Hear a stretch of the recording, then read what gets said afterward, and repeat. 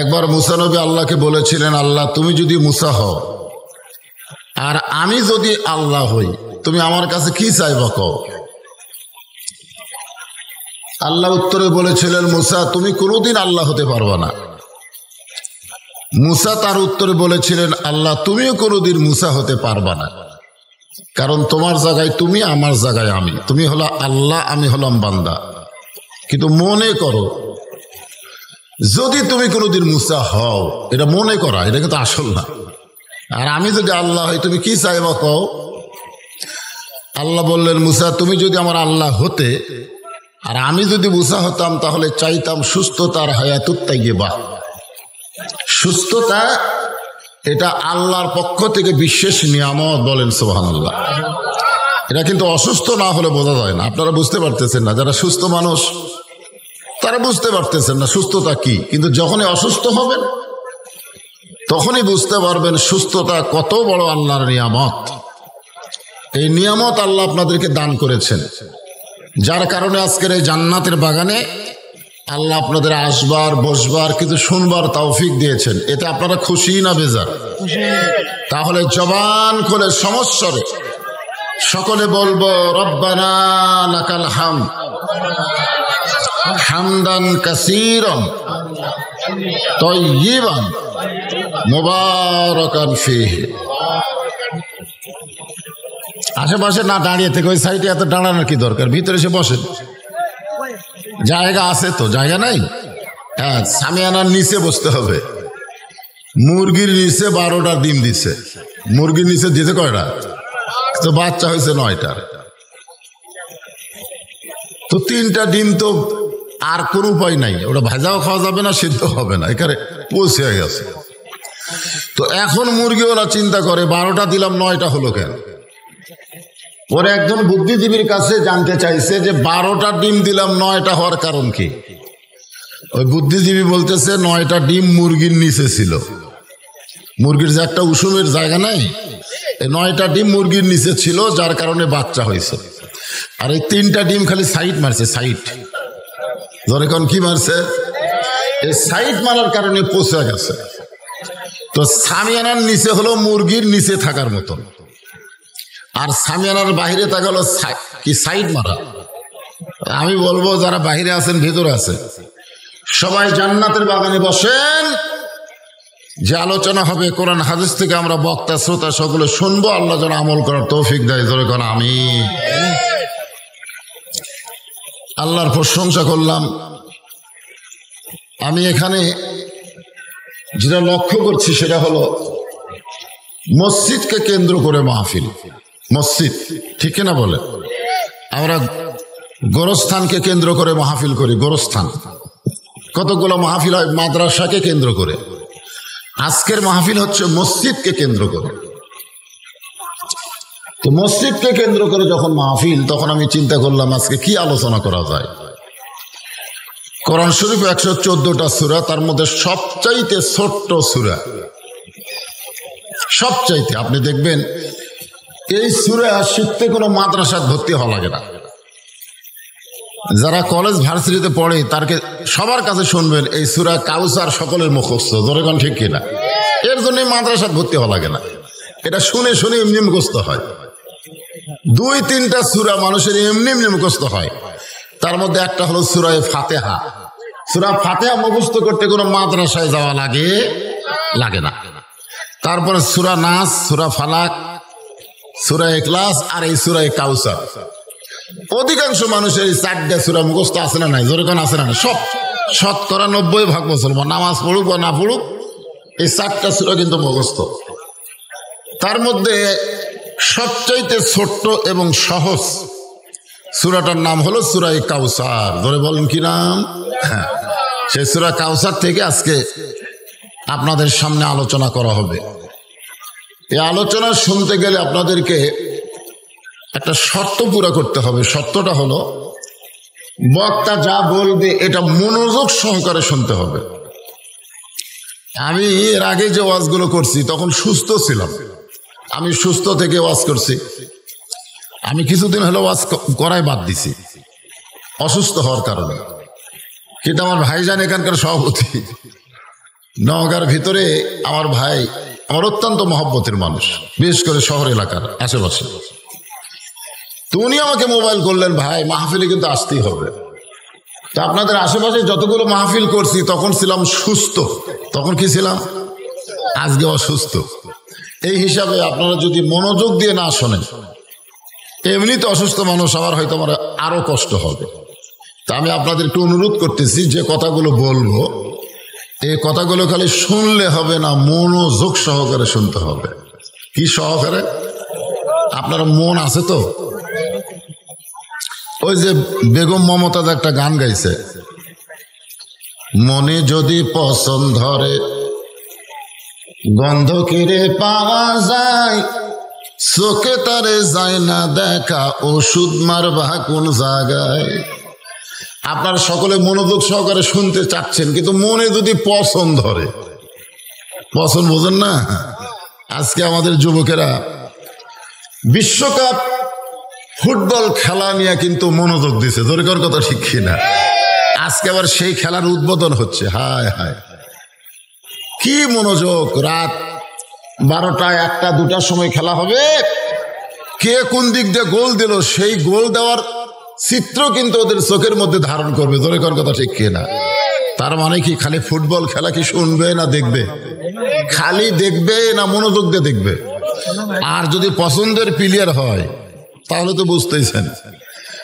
তো এখানে যারা বসে আছেন, এই সূরা কাউসার আপনাদের সামনে আলোচনা করা হবে, আপনারা একটু মনোযোগ দিয়ে শুনবেন। রাজি আছেন তো সবাই ইনশাল্লাহ? হ্যাঁ। এই সূরা কাউসারটা, এটা নাজিল হওয়ার কারণ, এই সূরা কাউসার নাজিল হওয়ার কারণ যাকে বলা হয় শানি নুজুল। কি জন্য আল্লাহ সূরা কাউসার নাজিল করলেন, আগে এটা আমাদের জানা লাগবে, ঠিক কিনা বলেন? এই সূরা কাউসার নাজিল হওয়ার কারণ হলো, আল্লাহ তাআলা আমাদের নবীকে সর্বমোট 8টা সন্তান দান করেছেন। জোরে বলেন কয়টা? 8টা, কম কিন্তু না, 8টা। 11টা বিবি স্বামী আমাদের নবী, কিন্তু সন্তান মাত্র 8টা। এই 8টা সন্তানের মধ্যে 7টা সন্তান এক বিবির গর্ভ থেকে আল্লাহ দিয়েছেন। 8টা সন্তানের মধ্যে 7টা, কয়টা? 7টা। তার মধ্যে 3টা ছেলে, 4টা মেয়ে। ওই বিবির নাম হলো খাদিজাতুল কুবরা। আর একটা বিবি মারিয়া কিপ্তিয়া, তার পেট থেকে একটা সন্তান আল্লাহ দিয়েছিলেন, যার নাম হলো ইব্রাহিম। সর্বসাকুল্যে নবীর 4টা ছেলে, তৈয়ব, তাহের, ইব্রাহিম আর কাসেম। কয়টা শুনলেন আপনারা? 4টা ছেলে। একটা নাম তৈয়ব, নামটা খেয়াল রাখবে। নবীর ছেলের নাম খেয়াল রাখলে সওয়াব হবে না গুনাহ হবে? মেসির নাম, নাইমারের নাম খেয়াল রাখলে কবিরা গুনাহ হবে। কারণ এরা তো মানুষ কিন্তু মুসলমান না, এরা হলো মুসলমানের দুশ্মন। জোরে কোন কথা ঠিক কিনা? হ্যাঁ, আর্জেন্টিনা, ব্রাজিল মুসলমানের 1 নম্বর শত্রু। ওইগুলো নাম খেয়াল থাকে। কিন্তু আল্লাহ নবীর যে 4টা ছেলে, এ নামটা মনের মধ্যে রাখবেন, নবীর মহব্বত আসবে রুহানি ভাবে। সুবহানাল্লাহ বলেন। তাহলে একটা ছেলের নাম খুব সহজ নাম, তৈয়ব, তাহের, ইব্রাহিম, কাসেম। এই 4টা ছেলে সন্তান আল্লাহ দিছিলেন ঠিকই নবীকে, কিন্তু বেশি দিন রাখেননি। অল্প দিনের ভেতরেই তারা দুনিয়া থেকে বিদায় নিছে। এই বিদায় নেওয়ার কারণ হলো 2টা। ধরে বলেন কয়টা? 1 নম্বর কারণ হলো, সমস্ত বড় বড় নবীদের সন্তানকে আল্লাহ নবী বানাইছে। যত বড় বড় নবীর নাম আছে, সমস্ত নবীর সন্তানকে আল্লাহ কি বানাইছে? নবী বানাইছে। আদম নবী বড় নবী, তার সন্তান শীষ আল্লাহর নবী। ইব্রাহিম আলাইহিস সালাম বড় নবী, তার সন্তান ইসমাইল আল্লাহ নবী বানাইছে। এইভাবে দাউদ আল্লাহর বড় নবী, তার সন্তান সুলাইমানকে আল্লাহ নবী বানাইছে। আর আমাদের নবী শুধু বড় নবী না, সমস্ত নবীদেরও নবী। ধরে কোন ঠিক কিনা? তাহলে তার সন্তানকে তো নবী বানানো দরকার। যদি বেশি দিন জীবিত থাকে, নবী দুনিয়া থেকে বিদায় নেওয়ার পরেও তো তার সন্তান নবী হওয়া দরকার। কিন্তু আমাদের নবী কি নবী? মা কানা মুহাম্মাদুন আবা আহাদিম মির রিজালিকুম ওয়ালাকির রাসূলুল্লাহি ওয়া খাতামান নাবিয়্যিন। আল্লাহ কোরআনের মধ্যে বলে দিয়েছেন আমাদের নবী হলেন শেষ নবী, আমাদের নবী হলেন শেষ রাসূল, আমাদের নবী হলেন খাতামুন নবী। এই জন্য আমাদের নবীর পরে দুনিয়াতে আর কোনো নবী আসবে? কেউ যদি নবীর দাবি করে তাহলে সেটা কি আসল না ভণ্ড? জোরে কর, আসল না ভণ্ড? কেরে মাইকের সাউন্ড ঠিক মতো হচ্ছে না? ওদিকে কয় মাইকের সাউন্ড হচ্ছে না, ভিতরে এসে বসেন। আর মাইকওয়ালা ভাই কোথায়? এই মাইকওয়ালা কোথায়? এইটা আমার মুখ বরাবর নাই তো, এটা আমার দাড়ি বরাবর আছে। সাউন্ড বাড়ে দেওয়া লাগবে না, এটা ঠিক মতো দেওয়া লাগবে। সাউন্ড দিয়ে লাভ হবে যদি কথা বুঝবার না পারে। এটা একটু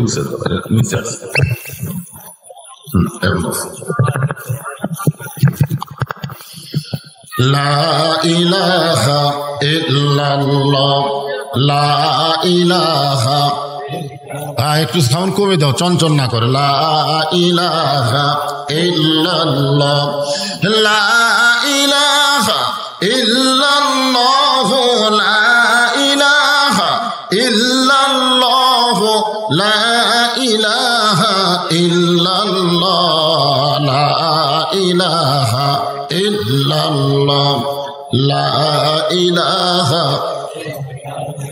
লা ইলাহা ইল্লাল্লাহ মুহাম্মাদুর রাসূলুল্লাহ।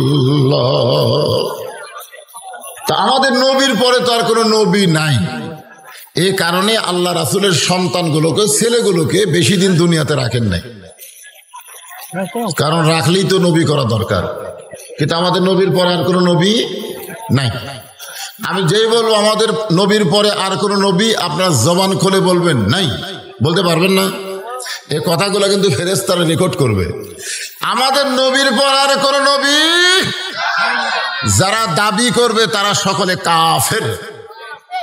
তাহলে এই যে কাদিয়ানি নবী বলে দাবি করে, এটা কি কাদিয়ানি কি মুসলমান না কাফের? আমি যেই বলবো কাদিয়ানি, আপনার বলবেন কাফের, বলতে পারবেন না।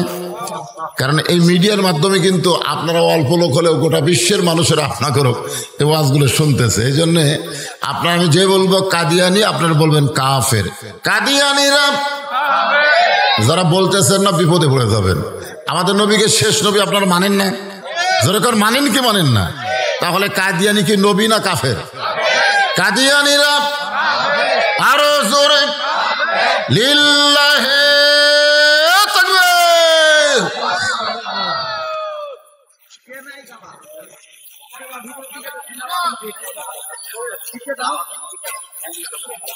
হ্যাঁ, আসেন। তো এই কারণে এই গুলো বেশি দিন দুনিয়াতে ছিলেন না। আর একটা কারণ কি জানেন? যদি আল্লাহ জীবিত রাখতো, নবীর পরে নবী না করত, কিন্তু নবীর উম্মতেরা নবীর সন্তানকে নিয়ে ব্যস্ত হয়ে যেত। ঠিক কিনা বলে? আমাদের বাংলাদেশে পীরের সন্তান পীর, অনেকে বলে পীর জাদা। তোর এখন কি জাদা? পীর জাদা। আমল করুক বা না করুক, পীরের সন্তান যে। তো পীরের সন্তান যদি পীর হয়, তাহলে নবীর সন্তানকে সবাই নবী হিসাবে মানবে। এ কারণে আল্লাহ পাখালি দুনিয়া থেকে নিয়ে গেছেন, যে নবীর পরে যেন ইসলাম নেওয়ার কোনো ঝামেলা না হয়। বলেন সুবহানাল্লাহ। কিন্তু নবীর 4টা মেয়েকে আল্লাহ হায়াত দিয়েছিলেন। তো যখন নবীর ছেলেগুলো মরে গেল, তখন মক্কার কাফেরেরা বলা বলি শুরু করলো যে মুসলমানের নবী মরার সাথে সাথে দুনিয়াবাসী তাকে ভুলে যাবে, কারণ ছেলে যদি না থাকে তাকে আর কে মনে রাখবে। এই জন্যই তারা বলতো আফতার। আফতার মানে লেস কাটা। ধরে কোন কি কাটা? লেস কাটা। যেরকম আমার ব্যাপারে বলে যে হুজুরের কোনো ছেলে নাই, খালি মেয়ে। মোরাও সারা, এ বক্তাগিরি, এই পরিচিতি সব শেষ। নেস কাটা। নেস কাটা বোঝেন না? আমার কোনো ছেলে নাই দেখে নেস কাটা। আল্লাহর নবীকে যখন আফতার বলে মক্কার কাফেরেরা বলা বলি শুরু করেছে, ঠিক তখনই আল্লাহ তাআলা এ সূরা কাউসার নবীর উপরে নাজিল করলো। ধরে কোন সুবহানাল্লাহ। আল্লাহ নবীকে আল্লাহ বললেন, ইন্না আতাইনাকাল কাউসার, নিশ্চয় আপনাকে কাউসার দেওয়া হলো। জোরে কোন সুবহানাল্লাহ। সন্তান নিয়ে গেল, বিনিময়ে কি দিল? কাউসার। কাউসার ইন্না মানে নিশ্চয়, আতাইনাকা আপনাকে দেওয়া হলো কাউসার, কাউসারের মালিক আপনাকে দেওয়া হলো। জোরে কোন সুবহানাল্লাহ। এখন হয়তো বলবেন, হুজুর এই কাউসারটা কি? আল্লাহ যে নবীকে ছেলেগুলো নিয়ে যায় বিনিময়ে কাউসার দিল, এই কাউসারটা কি? কাউসার হলো এমন একটা পিয়ালা, সুবহানাল্লাহ বলেন, যে কাউসারের এক পিয়ালা পানি পান করে কেউ যদি জাহান্নামেও যায়, আপনি আমি যদি হাউজে কাউসারের এক পিয়ালা পানি পান করে জাহান্নামেও যাই, এই কাউসারের পানি আমার দেহের মধ্যে থাকার কারণে আল্লাহ তাআলা জাহান্নামকেও তার জন্য জান্নাত বানায়া দিবে। হাউজে কাউসারের এক পেয়ালা পানি পান করে কেউ যদি জাহান্নামে যায়, আল্লাহ জাহান্নামকে জান্নাত বানায় দিবে। এ কথাটা দ্বারা বোঝা গেল, হাউজে কাউসারের পানি যারা পান করবে তারা কোনোদিন জাহান্নামে হবে না। আপনারা বলেন তো, এই হাউজে কাউসার আল্লাহকে আদম নবী দিছে? দিছে? কোন নবী দিছে? শেষ নবী বলবো না, আমাদের নবী বলবো। শেষ নবী বললে মনে হয় একটু পর পর শোনা যায়, আর যখন বলবো আমাদের নবী তখন আর পর হলো। এটা আমার বাড়ি, এটা আমার সন্তান, এটা আমার বিবি, এটা আমার নবী। ধরে কেন সুবহানাল্লাহ, একেবারে কলিজার মধ্যে চলে আসে। আমি বলবো হাউজে কাউসার আল্লাহ কাকে দিছে, আপনারা বলবেন আমাদের নবী। বলতে পারবেন না? হ্যাঁ ইনশাল্লাহ। হাউজে কাউসার আল্লাহ কাকে দিলেন? যেই নবীর সম্পর্কে আল্লাহ বললেন, ওমা আরসালনাকা ইল্লা রাহমাতাল লিল আলামিন। ওগো নবী, আপনাকে আমি বিশ্ব জগতের জন্য রহমত স্বরূপ প্রেরণ করেছি। এটা যদি মুসা নবীকে দিত, ঈসা নবীকে দিত, তাহলে আমাদের হাউজে কাউসারের পানি পান করার ব্যাপারে একটু চিন্তা ভাবনা ছিল। ধরে কোন কথা ঠিক কিনা? কারণ মুসা নবী তো খুব রাগীদ নবী রে ভাই, কিন্তু আমাদের নবীর কোনো রাগ আছে নাকি? সাহাবীরা বললেন, এ রাসূলুল্লাহ, হাউজে কাউসার নিয়ে যখন হাসরের ময়দানে নবী বললেন হাসর হবে তামার সানি, উম্মত বলবেন পানি পানি, হাসর হবে তামার সানি, উম্মত বলবে পানি পানি। সেই দিনে নবী বিনে পানি দেওয়ার সাধ্য কারো নাই। সুবহানাল্লাহ। সূর্য যখন মাথার উপরে আসবে, হাসরের ময়দান উত্তপ্ত হবে, এমনকি তামা হবে। তামা, তামা বোঝেন? মাটি যে গরম হয়, সূর্যের তাপ পড়ে, এ তাপ পড়ার কারণে কিন্তু মাটির তাপ শোষণ করে, মাটির তাপ নিচের দিকে চলে যায়, এই জন্য মাটি বেশি গরম হয় না। কিন্তু আপনি রোদের মধ্যে একটা তামার থালি দিয়ে রাখবেন, তামার থালি, এটা কিন্তু তাপ উপর দিকে দেয়। ধরে কোন দিকে দেয়? উপর দিকে দেয়। সেই দিনে সবাই পিপাসার্ত হবে। সাহাবীরা বললেন, এ রাসূলুল্লাহ, সবাই পিপাসার্ত হয়ে আপনার কাছে যদি হাউজে কাউসারের পানি পান করতে চায়, আপনি যেই দরদি নবী, সবাইকে যদি এক পেয়ালা করে পানি দেন, তাহলে আর কেউ জাহান্নামে যাবে। আল্লাহ রাসূল বললেন, সাহাবীরা তোমরা কি মনে করতেছো যে আমি হাউজে কাউসারের মালিক হয়েছি, কিন্তু হাউজে কাউসারের পানি সবাইকে পান করাতে পারবো না? সাহাবীরা বললেন, হুজুর তাহলে হাউজে কাউসারের পানি কে পান করবে? আল্লাহ রাসূল বললেন, কোরআনের সূরা কাউসারের মধ্যে আল্লাহ বলতেছেন, ফাসাল্লি লিরাব্বিকা ওয়ানহার। যাদের মধ্যে দুইটা আমল থাকবে, কয়টা আমল? দুইটা। এক নম্বর হলো নামাজ, দুই নম্বর কুরবানি, তারাই পান করবে হাউজে কাউসারের পানি। সুবহানাল্লাহ। তাহলে এক নম্বরের নাম কি? যার নামাজ নাই তার খবর কি? আজকে মাহফিলটা কিন্তু মসজিদকে কেন্দ্র করে হচ্ছে। জোরে কর কথা ঠিক কিনা? মসজিদে কি হয়? আরো জোরে বলেন, কি হয়? এক নম্বর হলো নামাজ, যে নামাজ সম্পর্কে রাসূল বলেছেন লা সালাতা লা ঈমানা, যার নামাজ নাই তার ঈমান নাই। এই ছোট্ট একটা বাচ্চা বুঝুক বা না বুঝুক, তো নামাজ একটা পড়েনি, এক নামাজও পড়েনি, কিন্তু তাহলে তাহলে ঠিক আছে। ঠিক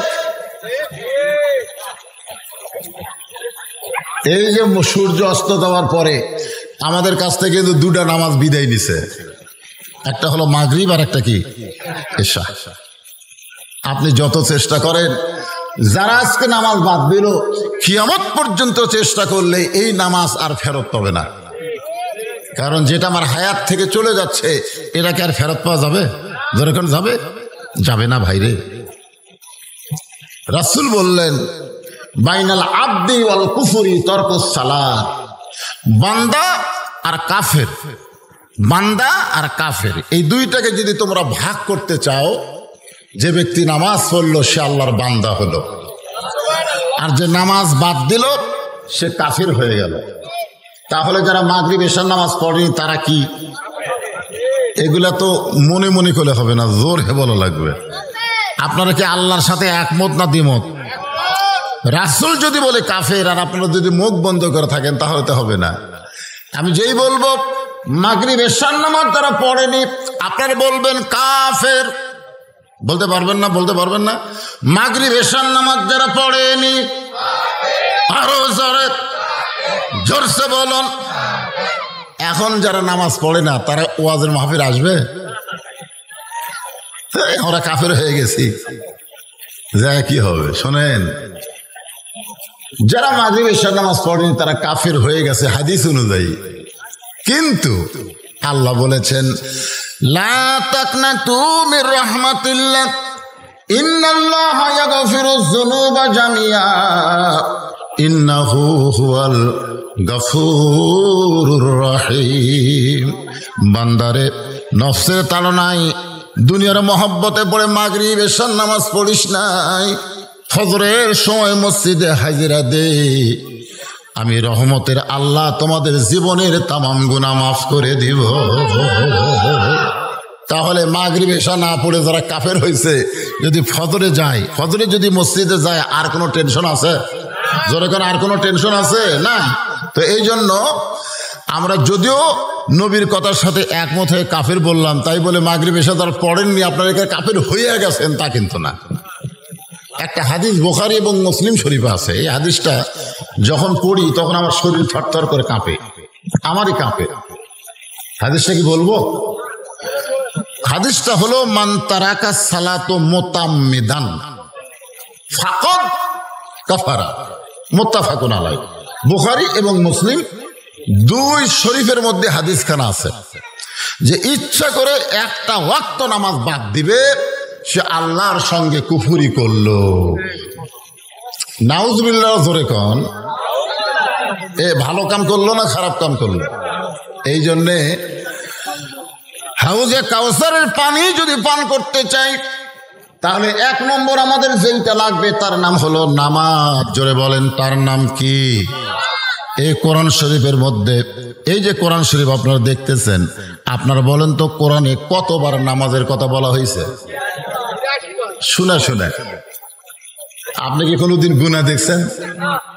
আমি কিন্তু আগে ওয়াজ করতাম শুনে শুনে, ছোটবেলায় বক্তারা বলতো 6,666 আয়াত।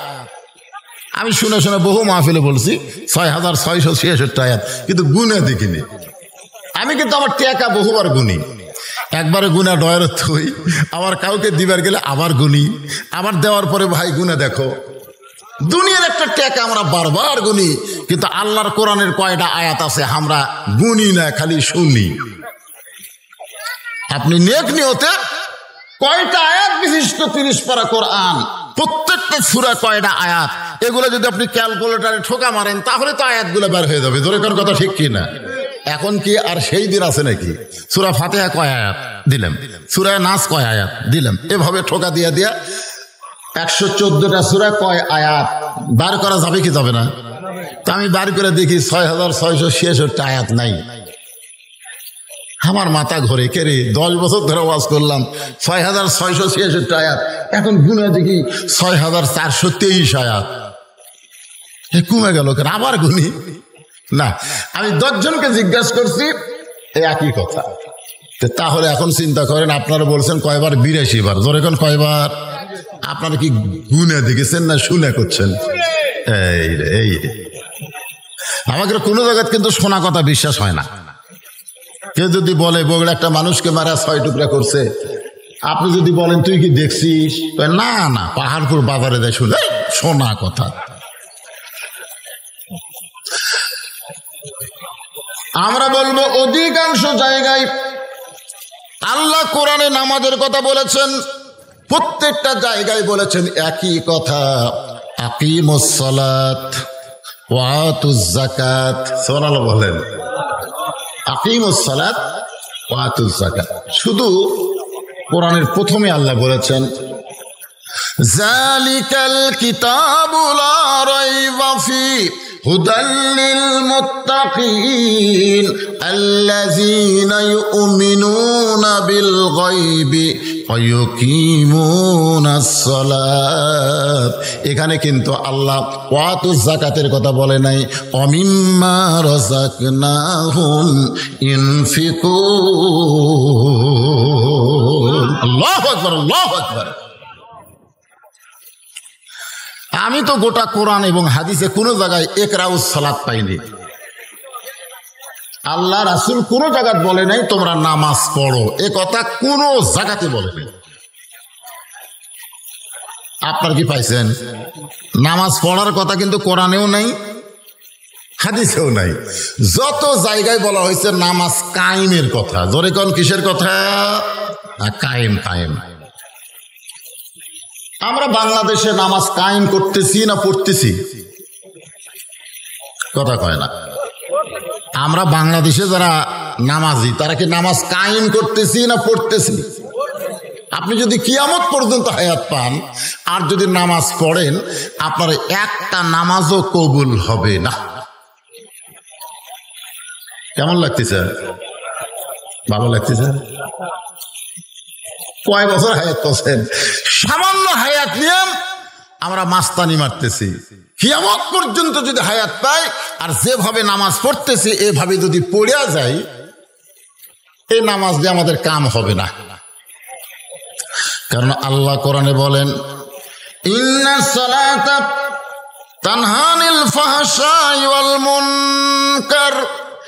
একমাত্র নামাজই পারে মানুষকে যাবতীয় খারাপি ফায়সা থেকে বাঁচায়া দিতে। একমাত্র নামাজ, আর কিছু লাগবে না। অথচ আমাদের বাংলাদেশে অনেকে আমরা আছি নামাজি, যারা পড়ে না তার কথা বাদ দেন, যারা আমরা নামাজ পড়ি আমি তারকেও আগে ধরতেছি। যারা পড়ে না ওরা তো ভিতরে নাই, ওরা হচ্ছে বাইরে। জোরে কোন এরা কি কথা কন না কেন? এরা কি ভিতরে না বাইরে? তো বাইরের লোকের কথা তো আগে বলে লাভ নাই, আগে ভিতরের লোকের কথা বলতে হবে, যারা আমরা নামাজ পড়ি।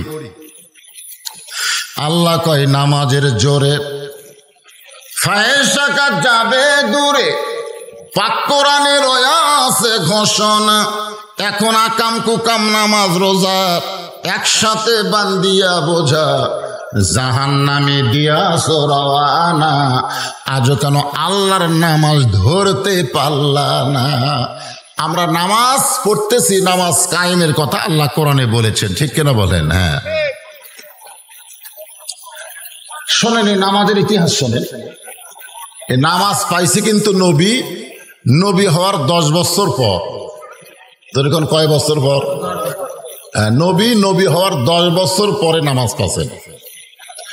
এই 10টা বছর কোনো নামাজ নাই, শুধু কলেমার দাওয়াত দিচ্ছেন। শুধু কিসের দাওয়াত দিচ্ছেন?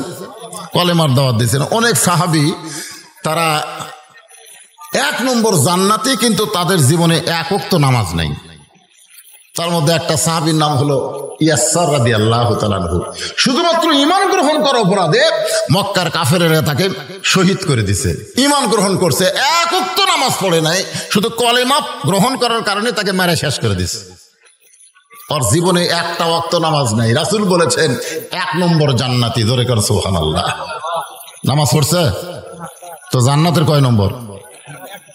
সুমাইয়া, ওই ইয়াসসারের বিবি সুমাইয়া রাদিয়াল্লাহু তাআলা আনহা, যিনি নারীদের মধ্যে প্রথম শহীদ, তিনিও এক ওয়াক্ত নামাজ পড়েন নাই, শুধু ঈমান গ্রহণ করার অপরাধে তাকে হত্যা করা হয়েছে। সে জান্নাতের 1 নম্বরে গেছে। ধরে কেন? সুবহানাল্লাহ। তো এখন জান্নাতে গেলে আমাদের নামাজ, যে নামাজটা লাগবে, যে নামাজ সম্পর্কে রাসূল বলেছেন আসসালাতু মিফতাহুল জান্নাহ, নামাজ হচ্ছে বেহেশতের চাবি। ধরে কেন? সুবহানাল্লাহ। সে নামাজটা নবী পাইছে। নবী হওয়ার কত বছর পরে? এগুলো মনোযোগ দিয়ে শোনা লাগবে বাদান। আগামীকাল এই ওয়াজগুলো আপনাকে মানুষের শোনার লাগবে। যে বজরশীত অসুস্থ অবস্থায় যে ওয়াজটা আমাদের শোনালো, তাহলে নবী হওয়ার কত বছর পরে? এই 10 বছরের পরে যে সাহাবী দুনিয়া থেকে বিদায় দিয়েছে, 10 বছরের ভিতরে যারা চলে গেছে, এরা কিন্তু নামাজ পায়নি। এরা কি পায়নি? তার মধ্যে আমাদের মা খাদিজাতুল কুবরা কিন্তু নামাজ পায়নি। নবীর 1 নম্বর বিবি, তিনি নামাজ পায়নি। ধরে কোন কি পায়নি? কারণ মা খাদিজা যেই বছর মারা গেছে, যেই বছর নবীর চাচা আবু তালেব মারা গেছে, যেই বছর নবী তাইফের ময়দানে রক্তাক্ত হলেন, ওই বছরই নবীকে আল্লাহ মিরাজ করে আরশে নিয়ে যায় 5 ওয়াক্ত নামাজ দিয়েছে। ধরে কোন সুবহানাল্লাহ। তাহলে নামাজ পাইছে খাদিজা মরার আগে না পরে? তাহলে খাদিজার জীবনে 1 ওয়াক্ত নামাজ নাই। কি করবেন? নারীদের মধ্যে 1 নম্বর জান্নাতি হলো খাদিজাতুল কুবরা। ধরে কোন সুবহানাল্লাহ। এই জন্য দেখবেন নামাজের কিন্তু হিসাব আছে, রোজার কিন্তু হিসাব আছে, যাকাতের কিন্তু হিসাব আছে, হজের কিন্তু হিসাব আছে, কিন্তু জিকিরের কোনো হিসাব নাই। এতে 10টা বছর নবী হওয়ার পরে 10 বছর নবী কি তালিম দিয়েছেন? ইয়া আইয়ুহাল্লাযীনা আমানু উযকুরুল্লাহ যিকরান কাসীরা ওয়া সাব্বিহুহু বুকরাতাও ওয়া আসীলা। আল্লাহু আকবার। এই যে একটু জিকির করেন আপনারা, যারা করলেন কিছুক্ষণ আর একটু করেন, কারণ এই জিকিরের কোনো হিসাব নাই। আপনি যখন খুশি নাপাক পাক সব অবস্থায় জিকির করা যাবে, কিন্তু নামাজ কি নাপাক অবস্থায় পড়া যাবে? কোরআন শরীফ যাবে না, কিন্তু জিকির করা যাবে। আপনি পাক থাকেন নাপাক থাকেন, যে অবস্থায় থাকেন, আপনার কলব পরিষ্কার। এই যে অন্তর, এই অন্তরটা পরিষ্কার। এই জন্যে সকলে পড়েন লা ইলাহা ইল্লাল্লাহ, লা ইলাহা ইল্লাল্লাহ, লা ইলাহা ইল্লাল্লাহ মুহাম্মাদুর রাসূলুল্লাহ সাল্লাল্লাহু আলাইহি সাল্লাম। নবুয়তের 10ম বৎসরে নবী নামাজ পাইলেন। এখন আমাদের অনেকের কাছে একটা ধারণা, 50 ওয়াক্ত নামাজ পাইছিলেন, মুসা নবীর কারণে 5 ওয়াক্ত হয়েছে। ঠিক কিনা বলেন? এরকম আজ আমও শুনছি, আমও করছি, যে নবী 50 ওয়াক্ত নামাজ পেয়েছিলেন। রাস্তার মধ্যে মুসা নবীর সঙ্গে দেখা হলো, কমাইতে কমাইতে আল্লাহ 5 ওয়াক্ত দিল। এ ওয়াজ শোনার পরে লোকজন বাড়ির দিকে যাচ্ছে আর বলতেছে, যদি মুসা নবীর সাথে দেখা না হতো তাহলে আমাদের অবস্থা কি হতো? আপনাদের কি মনে হয়? মুসা নবীর সঙ্গে যদি আমাদের নবীর দেখা না হতো তাহলে কয় ওয়াক্ত আসতো? তাহলে 50 ওয়াক্ত 24 ঘন্টা হিসাব করেন, প্রতি ঘন্টায় কয় ওয়াক্ত? এই কথা কর না। 24 ঘন্টায় যদি 50 বার মসজিদে যাওয়া আসা করা লাগে, আমাদের দুনিয়াবি কোনো কাম করা যাবে? হায় হায় রে, মুসা নবীর সঙ্গে দেখা হয়ে ভালোই হয়েছে, ঠিক না? মুসা নবীর সঙ্গে দেখা হয়ে ভালো হলো, 5 ওয়াক্ত নিয়ে নবী দুনিয়াতে আসলো। আল্লাহ নবী গভীর রাত্রে মেরাজ করেছেন, আবার গভীর রাত্রে ফিরে আইছেন। সবে সাদেকের সময় নবী কাবার আঙ্গিনায় 5 ওয়াক্ত নামাজের ফজরের 2 রাকাত নামাজ আদায় করেছে। সুবহানাল্লাহ বলেন। 2 রাকাত নামাজ আদায় করে নবী যখন কাবার আঙ্গিনা থেকে বের হয়ে আসতেছেন, শোনেন, ইসলামের ইতিহাস যদি পড়েন তাহলে একটা মানুষের ভাগ্য খুবই ভালো ছিল, সেই মানুষটা দুর্ভাগা হয়ে গেল, যার নাম হলো আবু জেহেল। আমি নিজেও দেখছি, আমার ভাই মালিক ভাই দেখছে। একেবারে আবু জেহেলের বাড়ির থেকে কাবা পশ্চিম দিকে মাত্র 200 মিটার। আবু জেহেলের বাড়ির থেকে আল্লাহর ঘর কাবা কয় মিটার? পশ্চিম দিকে 200 মিটার। আর নবীর বাড়ি পূর্ব দিকে হলো 150 মিটার। মাঝখানে হলো আবু জেহেল। পশ্চিম দিকে লা ইলাহা ইল্লাল্লাহ আর পূর্ব দিকে মুহাম্মাদুর রাসূলুল্লাহ, মাঝখানে আবু জেহেল। আপনার বলেন তো এত বড় ভাগ্যবান কোন মানুষ দুনিয়াতে আছে? কি ভাগ্য আবু জেহেলের! পশ্চিম দিকে তাকালে কাবা দেখা যায়, পূর্ব দিকে তাকালে রাসূলের বাড়ি দেখা যায়। ওই আবু জেহেল কিন্তু এক ওয়াক্ত নামাজ পড়েনি। আজকে মসজিদের পাশে অনেকের বাড়ি আছে, মসজিদের মধ্যে আকামত দেয় আর বাড়ির থেকে শোনা যায় কিন্তু নামাজ পড়ে না। এরকম লোক আছে না? নাই? এরা কিন্তু আবু জেহেলের গোষ্ঠী। মুসলমান দাবি করে কোনো লাভ নাই, এরা মূলত কার গোষ্ঠী? আবু জেহেলের গোষ্ঠী। নবী ফজরের ফরজ নামাজ আদায় করে যখন প্রথম 5 ওয়াক্ত নামাজ পায়, সর্বপ্রথম নবী একাই আদায় করছে কাবার আঙ্গিনায়। জোরে করে সুবহানাল্লাহ। সর্বপ্রথম দেখা হয়েছে সকালবেলা আবু জেহেলের সাথে। আবু জেহেল নবীর চেহারার দিকে তাকায় বলতেছে, বাজান সন্ধ্যার সময় দেখেছি তুমি সুন্দর, কিন্তু সকালবেলা দেখতেছি তুমি অতীব সুন্দর। আবু জেহেল নবীর প্রশংসা করতেছে, আর আপনারা সুবহানাল্লাহটাও কবর ফেললেন না। এই মাহফিল কমিটির কেউ নাই, ছেলেবেলে কথা কয় দেখছেন, এদের গল্প করে যায়, সর্বনাশ। আসলে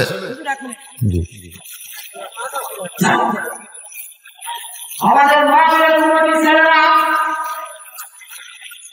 ওই জায়গায় এসে সামনে দাঁড়িয়ে ওরা ছেলেমেয়েরা গাঁজা করতেছে, হুজুরের ওয়াজ করতে ঘোষণা দেওয়া হয়েছে। এই দিকে আপনারা দৃষ্টি আকর্ষণ করবেন। আর এই সেদিন যারা মসজিদে ঘোরাফেরা করতেছে, আর এই সেদিন ঘোরাফেরা না করে ভবিষ্যতে স্টার্টে এসে বসে দেবো। আর কোনো কথা বার্তা নামেন ভাই, আপনাদের হাতে পায়ে হলো। ঠিক আছে। আসলে সমস্যা দেখতেছে এই নওগাঁর মধ্যে কিছু মাহফিল করতে গিয়ে। এই কিছুদিন আগে সপ্তাহের ওয়াজ করতে গেলাম, ছেলেরা গন্ডগোল। আমার এই ভাই সভাপতি ছিল, থানা থেকে ওসি বলেছে তাড়াতাড়ি হুজুরকে ওয়াজ শেষ করে। একই মাহফিলে 3-4 বার গন্ডগোল। পরশুদিন মাহফিল করতে গেলাম সফটওয়্যার নাকি, ওখানে গন্ডগোল শুরু হবে ভাব। আমি বাংলাদেশের বহু জায়গায় ওয়াজ করলাম, কিন্তু এইরকম ব্যাসাইজের ছেলে আমি কোনো জায়গা দেখিনি। এই নওগাঁ সদরের মধ্যে যে ছেলেগুলো আজকেও ব্যাসাইজ, এদের কোনো সাইজ নাই। এরা কি বাপ মায়ের জন্ম পাচ্ছে না মাটি ফেটে বেড়াচ্ছে? মাঝে মধ্যে আমারই মাথা গরম হয়। আসলেই তাই। এ কোন বাপের জন্ম দিল? কোন বাপ? খালি জন্ম দিল হবে না, জন্মের আগে কিছু নিয়ম কারণ আছে। জোরে কোন কথা ঠিক কি? নিয়ম ছাড়া এই শালাকের জন্ম আছে, নিয়ম ছাড়া। আশ্চর্য! এখানে কোরআনের আলোচনা হচ্ছে, সূরা কাউসার আলোচনা হচ্ছে, নামাজের কথা হচ্ছে, আর এরা রাস্তায় গদগদ করে গল্প করে। এরা চিন্তাই করে না যে আমরা কি। একটা পশুরও বিবেক আছে, একটা পশু, একটা গরুরও বিবেক আছে, এদের সেই বিবেকটাও নাই। আশ্চর্য! এই জন্য আল্লাহ বলেছেন সুম্মা রাদাদনাহু আসফালা সাফিলিন। এরা পশুর চাইতেও জঘন্য। পশু তো আর কি, তার চাইতেও জঘন্য। এ কথা কি আমার না আল্লাহর? আশ্চর্য কথা। এদিকে গল্প মারে, জবান বন্ধ হবে, এই জবান থাকবে না। যখন কথা ঠিক কি না? আল্লাহ কোরআনে বলেছেন ওয়াকাল আল্লাযিনা কাফারু লা তাসমাউ লিহাযাল কুরআন আলগাউ ফীহি লাআল্লাকুম তাগলিবুন। যারা কাফের, যারা বেঈমান, এদের চরিত্র হলো কোরআনের মাহফিলের আশেপাশে হইচই করো, হট্টগোল করো। যারা কোরআনের মাহফিলে বসেছে এরাও যেন কোরআনের হক কথা বুঝবার না পারে। এটা আল্লাহ কার শানে বলেছে? মুসলমানের শানে না কাফেরের শানে? জোরে, আপনারা একটু জোরে বলেন, মুসলমানের শানে না কাফেরের শানে? তাহলে যারা আশেপাশে হট্টগোল করতেছে এরা কার সন্তান? আশ্চর্য কথা। এই ভিতরে আসো না হয় চলে যাও, বেশি মানুষের দরকার নাই। 313 জন মানুষ হলেই কাফেরদের পরাজিত করা গেছে। জোরে কোন কথা ঠিক কিনা? তো মানুষের মতো মানুষ হওয়া লাগবে। আবার 1000 জন উহুদের ময়দানে 300 জন রাস্তার মধ্যে ফেরত আইছে। তো এই জন্য যে কয়জনে আমরা বসেছি মসজিদকে কেন্দ্র করে মাহফিল, মসজিদের ভিতরে কি হবে, কেন হবে, এটা করে লাভ কি? এই নামাজ সম্পর্কে আমাদের জানার দরকার আছে না নাই? জোরে জোরে আছে না নাই? আবু জেহেল নবীর প্রশংসা করতেছে, সন্ধ্যার সময় দেখলাম তুমি সুন্দর, সকালবেলা দেখতেছি তুমি অতীব সুন্দর। নবী মুসকে হাসিতে বললেন, চাচা সন্ধ্যার সময় শুধু আপনি আমাকে দেখেছিলেন সুন্দর, সকালবেলা অতীব সুন্দর দেখার কারণ হলো আজকে গভীর রজনীতে আমি বোরাকের পিঠে চড়ে বাইতুল মুকাদ্দাসের মধ্যে 2 রাকাত নামাজের ইমামতি করার পর সেখান থেকে 7 আসমান পাড়ি দিয়া আল্লাহর আরশে গেলাম। আল্লাহ পাক আমাকে 5 ওয়াক্ত নামাজ দিয়েছে। আমি সরাসরি আল্লাহর সঙ্গে দেখা করলাম। সুবহানাল্লাহ বলেন। তো আল্লাহ নূরের তাজাল্লি, আল্লাহ নূরের একটা তাজাল্লি আছে না নাই? এই তাজাল্লি আমার চেহারার উপরে পড়ার কারণে হয়তো আমার চেহারা আপনাকে সুন্দর লাগতেছে।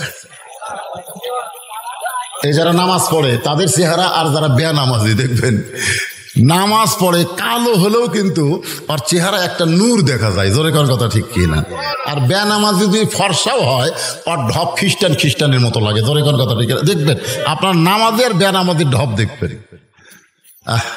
যারা নামাজ পড়ে এই নামাজের কারণে আনতাবুদুল্লাহ কাআন্নাকা তারাহু ফাইন লাম তাকুন তারাহু ফাইন্নাহু ইয়ারাকা। জোরে কোন ভাইজান, এই কথা যেই মাত্র আল্লাহর নবী বলেছে সঙ্গে সঙ্গে আবু জেহেল বলতেছে নাউজুবিল্লাহ নাউজুবিল্লাহ। নবী বলতেছে নাউজুবিল্লাহ কেন? আবু জেহেল বলতেছে তুমি কি কইলা একটা বার তুমি খেয়াল করছো? তুমি যে কইলা আজকে রাত্রে বেলা তুমি বাইতুল মুকাদ্দাসে গিয়া 2 রাকাত নামাজ পড়ানোর পরে 7 আসমান পাড়ি দিয়ে আল্লাহর আরশে গেছো, আল্লাহ তোমাকে 5 ওয়াক্ত নামাজ দিয়েছে, তুমি আল্লাহর আরশে গেছো কি না গেছো সেটা আমার জানার ব্যাপার না। আমার বিষয় হলো বাইতুল মুকাদ্দাসে যাইতে লাগে 30 দিন, আসতে লাগে 30 দিন। আর তুমি কইলা আজকে রাত্রেবেলা নামাজ পড়াছি। এই গাঁজাখুরি কথা কোনো সুস্থ মানুষ বলতে পারে না। তুমি পাগল হয়ে গেছো, তুমি পাগল। এই কথা বলে আবু জেহেল যখন নবীর কাছ থেকে সরে যায়, নবী জোড়হাত করে বলে, চাচা আপনি আমাকে 1000 বার 1,00,000 বার পাগল বলেন, যা ইচ্ছা তাই বলেন, কিন্তু আমাকে ছেড়ে আপনি কোথায় যাবেন? আবু জেহেল বলতেছে অনেক দিন ধরে চাচ্ছি আমার এলাকা থেকে তোকে বের করে দিব, কিন্তু বের করার কোনো ইস্যু পাচ্ছি না। আমি কিছুদিন হলে দেখতেছি কতগুলো মানুষ আমার বাড়ির দিকে থুতু দেয় আর তোর বাড়ির দিকে সালাম দেয়।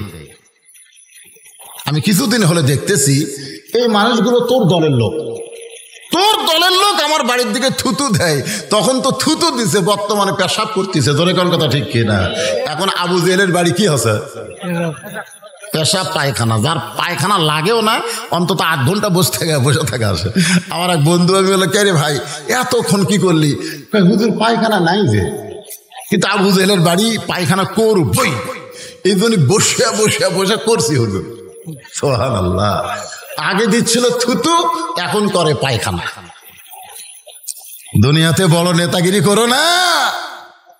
তুমি যত বড়ই নেতা হও আবু জেহেলের চাইতে বড় নেতা হতে পারো নাই। আবু জেহেল ইসলামের পথে না থাকার কারণে তার বাড়ি যদি পায়খানা হয়, এই দুনিয়ায় যারা নেতৃত্ব দিচ্ছে আবু জেহেলের দোসর হইয়া, তাদের অবস্থাও একই হবে। জোরে কোন কথা ঠিক?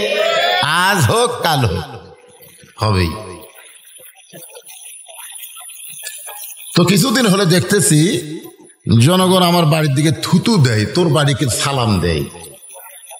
আজও কিন্তু রাসূলের বাড়ি আছে, আজও কিন্তু নবীর সেই বাড়ি আছে। জোরে কোন সুবহানাল্লাহ। আর ওই বাড়িতে গিয়ে সালাম দেই। ওই বাড়ির মধ্যে ঢুকে দেখি অসংখ্য দামি দামি কিতাব। সৌদি সরকার নবীর ওই বাড়িটাকে কিয়ামত পর্যন্ত ধরে রাখার জন্য লাইব্রেরি বানাইছে। জোরে কোন সুবহানাল্লাহ। তোকে বের করার একটা ইস্যু পাইছি, ইস্যু। 1 নম্বর সাহাবী আবু বকরের দরজায় আবু জেহেল সকালবেলায়। আবু বকর চমকে উঠল। এত বড় নেতা সকালবেলায় আমার বাড়ির দরজায়, এত বড় নেতা সকালবেলায় আমার বাড়ির দরজায়। সাধারণ মানুষের দরজায় যখন কোনো বড় নেতা যায়, সাধারণ মানুষ যদি চালাক হয় তাহলে বুঝতে পারবে নেতা ভোটর দাঁড়াছে। দরকার কথা ঠিক কিনা? সাধারণ মানুষ, ও সাধারণ মানুষেরা 22 সাল গেলেই কিন্তু 23 সাল আসতেছে। দরকার ঠিক কিনা? হ্যাঁ, একটু চিন্তা ভাবনা করবেন। সামনে আছে শুভ দিন, চিন্তা ভাবনা করে নিন। একটু চিন্তা করার দরকার আছে না? না, হ্যাঁ, সারা জীবন নেতা আসে না, ভোটের সময় খালি নেতারা বাড়ি দরজায় দরজায় ঘরে। এরা কিন্তু আবু জেহেলের লোক। ধরে কোন কার লোক? আবু জেহেলের লোক। আবু বকর চমকে উঠছে, এই সকালবেলা এত বড় নেতা আমারে ডাকলো কেন? দরজা খুলে বলে, নেতা খবর কি? বলে, তোমার নবী পাগল হয়েছে, তুমি জানো? আচ্ছা, এটা একটা খবর হলো। আবু বকরের কাছে আবু জেহেল বলতেছে, তোমার নবী পাগল হয়েছে, তুমি জানো?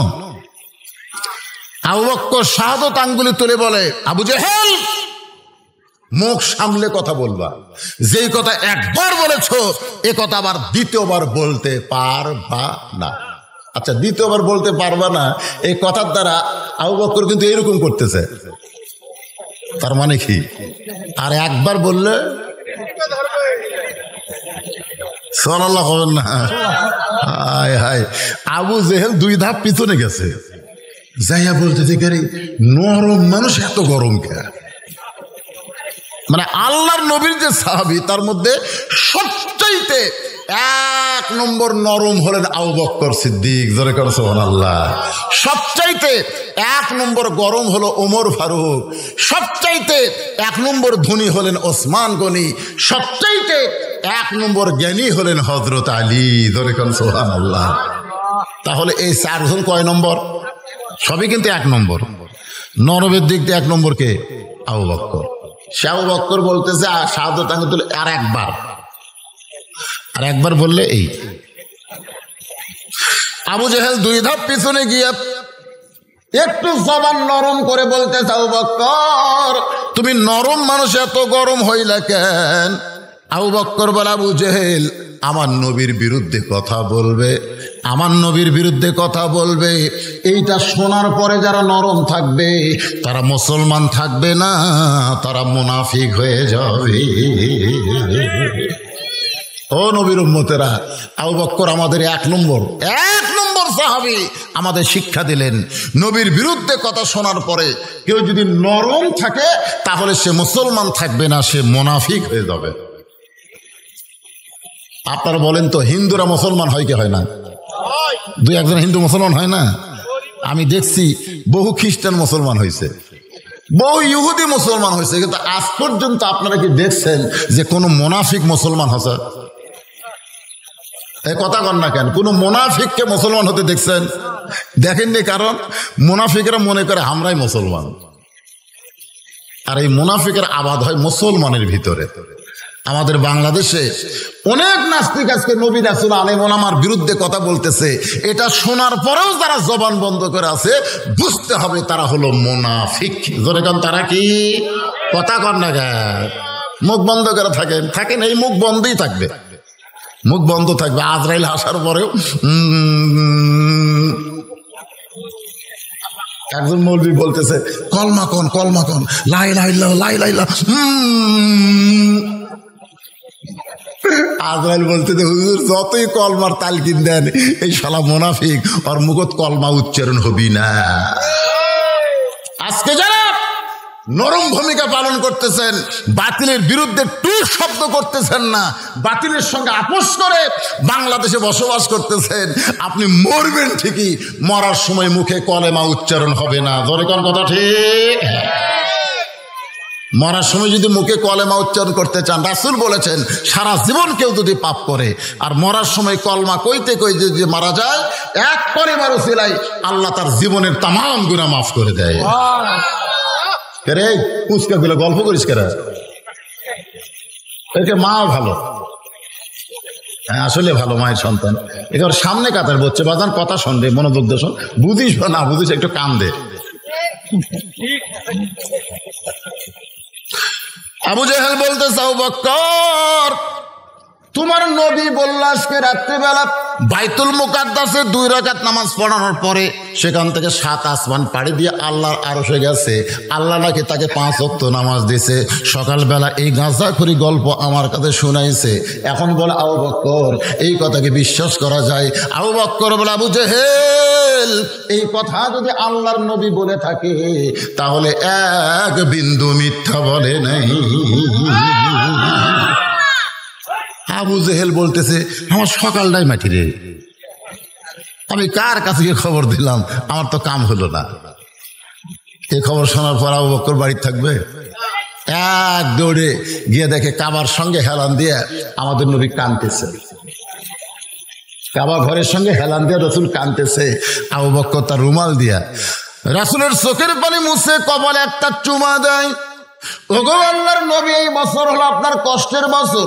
এই বছর আপনার চাচা দুনিয়া থেকে বিদায় নিছে। এই বছর আপনার দরদের বিবি খাদিজা মারা গেছে। এই বছরে তায়েববাসী আপনাকে রক্তাক্ত করে দিয়েছে। সেই বছরে আপনি আল্লাহর আরশে গেলেন, আল্লাহ পাক আপনাকে 5 ওয়াক্ত নামাজ দিল। হুজুর খুশির খবরে আপনি কেন কাঁদতেছেন? রাসূল বলে আবু বকর এই খবর তোমাকে কে দিল? বলে আবু জেহেল সকালবেলা খবর দিছে। আল্লাহর নবী বলেন বিশ্বাস হয়? আবু বকর বলে সাদ্দাক ইয়া রাসূলুল্লাহ এক বিন্দু মিথ্যা নয়। সঙ্গে সঙ্গে নবী কান্দা বন্ধ করে দাঁড়িয়ে আবু বকরকে বুকের মধ্যে নিয়ে বলে আবু বকর আবু জেহেল আমাকে পাগল বলার পর থেকেই আমার ভিতরে একটু কষ্ট। তুমি যখন সাদ্দাকটা বলেছ একবারে আমার কষ্ট চলে গেছে। বুকের মধ্যে নবী যখন আবু বকরকে আদর করতেছে, আল্লাহ বলে হাবিব আবু বকর সাদ্দাকটা বলাতে আপনি শুধু একা খুশি হন নাই, আমি আল্লাহ খুশি হয়ে আজ থেকে শুধু আবু বকর নয় এর নামের শেষে সিদ্দিক ডিগ্রি আমি দিয়ে দিলাম। চারিদিক থেকে সাহাবারা এসে নবীকে ঘিরে ধরে বলতেছে ইয়া রাসূলুল্লাহ আপনি আল্লাহর আরশে গেছিলেন, আল্লাহ পাক আপনাকে 5 ওয়াক্ত নামাজ দিচ্ছে। এই নামাজ সম্পর্কে আমাদের তো জানান হুজুর, কারণ নামাজ না জানলে নামাজ তো কায়েম করা যাবে না। জোরে কোন কথা ঠিক কিনা? আগে জানা লাগবে ভাই। 20 বছর হলে নামাজ পড়তেছে, 20 বছর। মসজিদের সামনে দিয়ে একটা হিন্দু যাওয়া আসা করে, ওই গ্রামের অপর সাইডে হিন্দু পাড়া। ধরে কোন কি পাড়া? তো হিন্দু যাওয়া আসা করে। এক লোক 20 বছরের নামাজ পড়ে। একজন হিন্দুকে ধরে বলতেছে কে রে, আমি তোকে মসজিদের সামনে দিয়ে মাঝে মধ্যে যাইতে শুনি, তোরকে ইমাম সাহেব বলে সামি আল্লাহু লিমান হামিদা। এ হামিদা কার বউ? হামিদা কার মাও না কার চাচি? তখন ওই মুসলমান বলতেছে ভাই আমিও তো শুনি রে, আমিও তো 20 বছর হলে এই হামিদা হামিদা শুনতেছি, কিন্তু কার বেটি কার বউ কার মা তা তো জানি না। আপনারা বলেন তো ওই কি নামাজ ধরছে? 20 বছর নামাজ পড়ে এখন পর্যন্ত হামিদা কি এটাই বোঝে না। এই নামাজিরা ইমাম সাহেব বলতেছে সামি আল্লাহু লিমান হামিদা, এর মানে কি? হামিদা কার মাও, হামিদা কার বেটি? হায় হায় সুবহানাল্লাহ। 11 বছর হলে আমার এক মুসল্লি নামাজ পড়ে, মসজিদ ঢোকার সময় বলে আল্লাহুম্মা ইফতাহ লি আবওয়াব রাহমাতিক। আমি একদিন হাত ধরে বললাম যে দোয়াটা আরবি কলি এর বাংলা পড়। এক বাংলা অর্থ কি? কয় হুজুর আরবি জানি, হুজুর বাংলা তো বুঝি না। দেখছেন আল্লাহুম্মা ইফতাহ লি আবওয়াব রাহমাতিক, এটা আরবিতে কভার করে, এর বাংলা জানে না। সূরা ফাতিহা সবাই পড়ে, কিন্তু এর বাংলা অর্থ কি জানে? বেতের মধ্যে যে দোয়ায়ে কুনুত পড়েন, শুধু দোয়ায়ে কুনুতের বাংলা অর্থ জেনে যদি আপনি আমল করেন তাহলে আপনি কোনোদিন শয়তানের দলে থাকবেন না, আপনি আল্লাহর দলের কর্মী হয়ে যাবেন। জোরে করে কথা ঠিক কি না? এদের এরকম হাত বান্ধা দে, এরকম হাত বান্ধে দোয়ায়ে কুনুত পড়ে আল্লাহুম্মা ইন্না নাস্তাইনুকা, এর অর্থ জানেন? তো খালি পড়লে হবে না, তো জানা লাগবে। বগুড়া জলশ্রী তলায় গেটের কাছে একটা ময়না পাখি খাঁচায় বন্ধ। ওই গেট খুললেই ময়না পাখি বলে আসসালামু আলাইকুম, মানে গেট খুললেই গেটের শব্দের সাথে আর সালামের সম্পর্ক। গেট খুললি আসসালামু আলাইকুম। কুত্তে একদিন মাথা ঠেলাতে গেট খুলছে, ময়না বলতে আসসালামু আলাইকুম, মানে গেট খুললেই সালাম। আপনারা বলেন তো ময়না কি সালামের অর্থ জানে? এ কথা কোন জানে? আজকে আমাদের মুসল্লিরা ময়না পাখির মতন কি বলতিছে, এরকম হাত বান্ধা সূরা ফাতিহা পড়তেছে, সূরা নাস পড়তেছে, এর বাংলা অর্থ কি আজ পর্যন্ত জানে না। জানার দরকার আছে না নাই? জোরে কোন জানার দরকার আছে না নাই? সাহাবীরা বললেন, ইয়া রাসূলুল্লাহ, আল্লাহ যে 5 ওয়াক্ত নামাজ দিয়েছে, এই নামাজ সম্পর্কে আমরা জানতে চাই।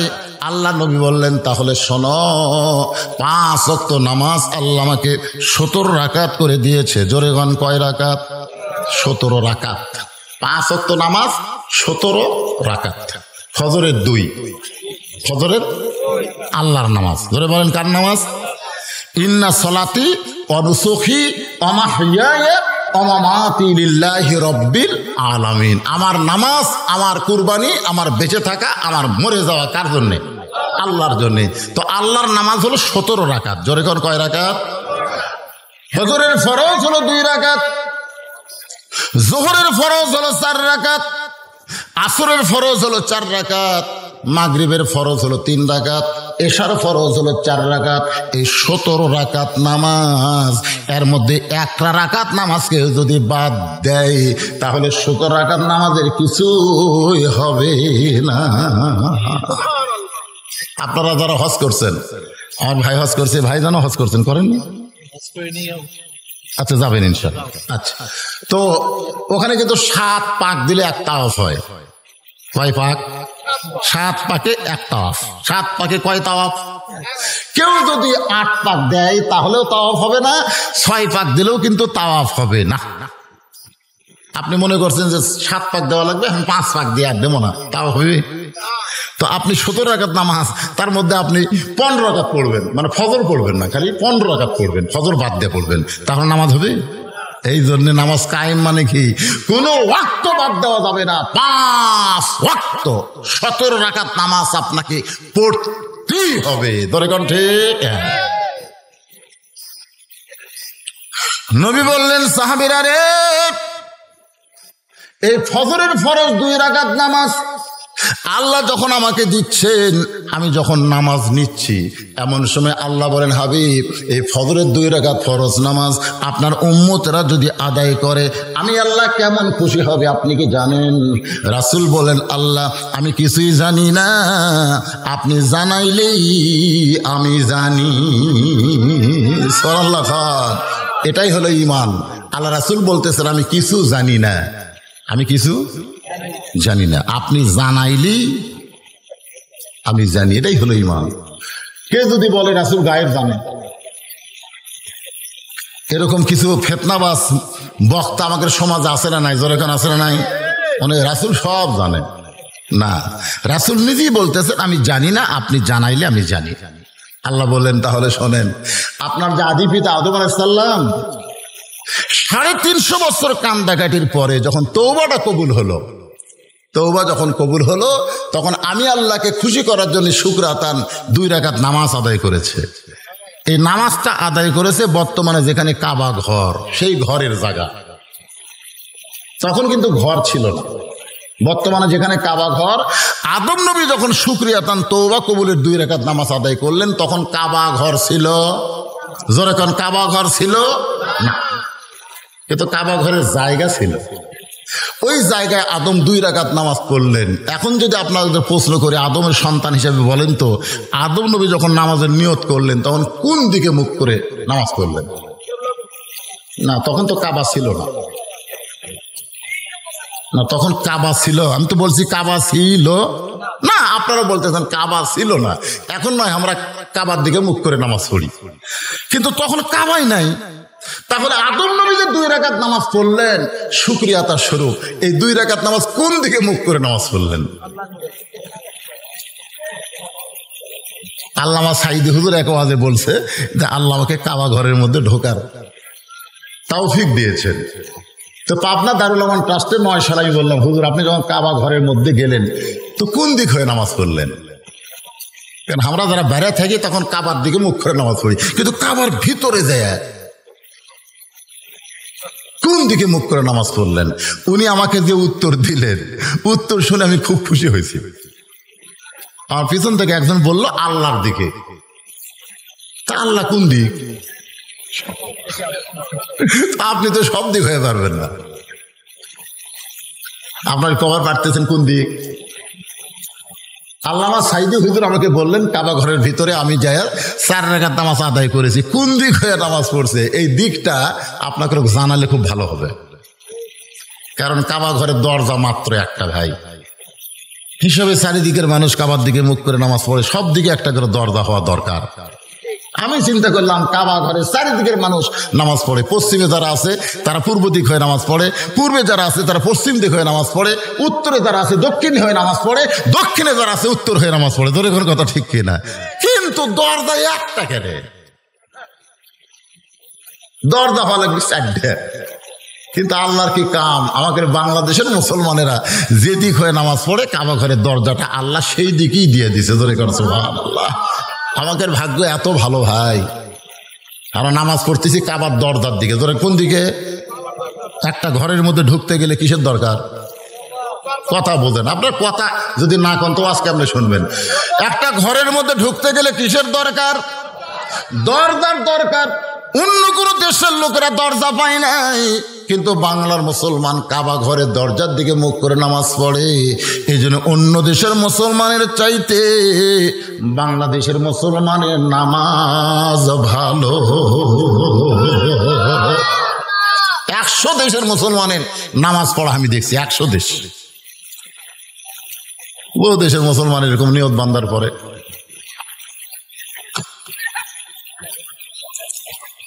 নিয়ত বান্দার পরে একের হাত ছাড়ে যায়, মাথা চুলকাই, পাছা চুলকাই। বহু দেশের মুসলমানকে দেখছি এই নামাজ একজন পড়তেছে, ওর ঘাড়ের উপর পাও দেয়, সামনের দিকে চলে যায়। আমাদের বাংলাদেশের মুসলমান জীবন গেলে নামাজ কেউ পড়তেছে তার সামনে দিয়ে যাবে না। ধরে কোন কথা ঠিক কিনা?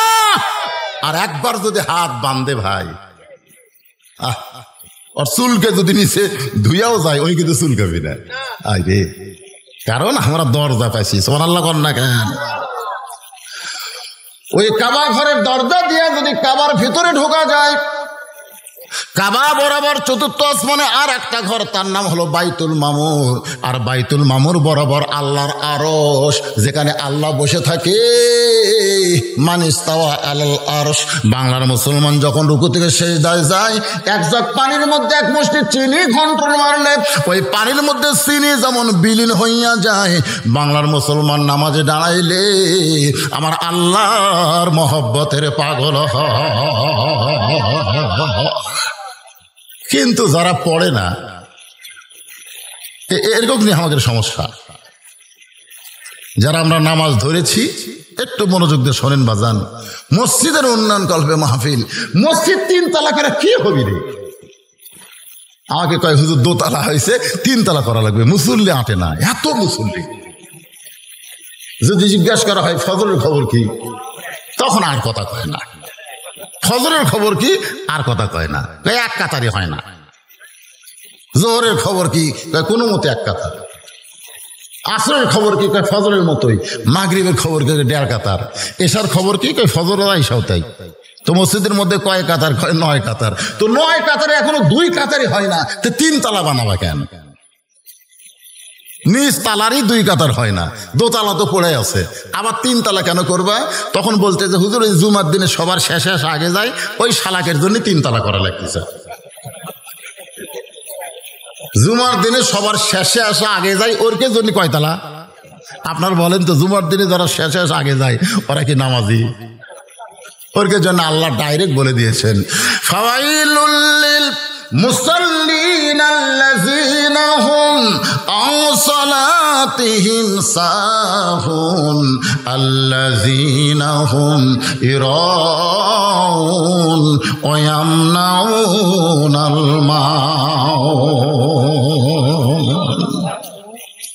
তওবা যখন কবুল হয়েছে, শুকরিয়া তান 2 রাকাত নামাজ পড়েছে, আল্লাহ বলে হাবিব আসসালাতু খায়রুম মিনান নাম শোনার পরে আপনার উম্মতরা বিছনা খেতা বাদ দিয়ে যখন মসজিদে এসে ফজরের 2 রাকাত নামাজ জামাতে আদায় করবে, আমি আল্লাহ এত খুশি হব।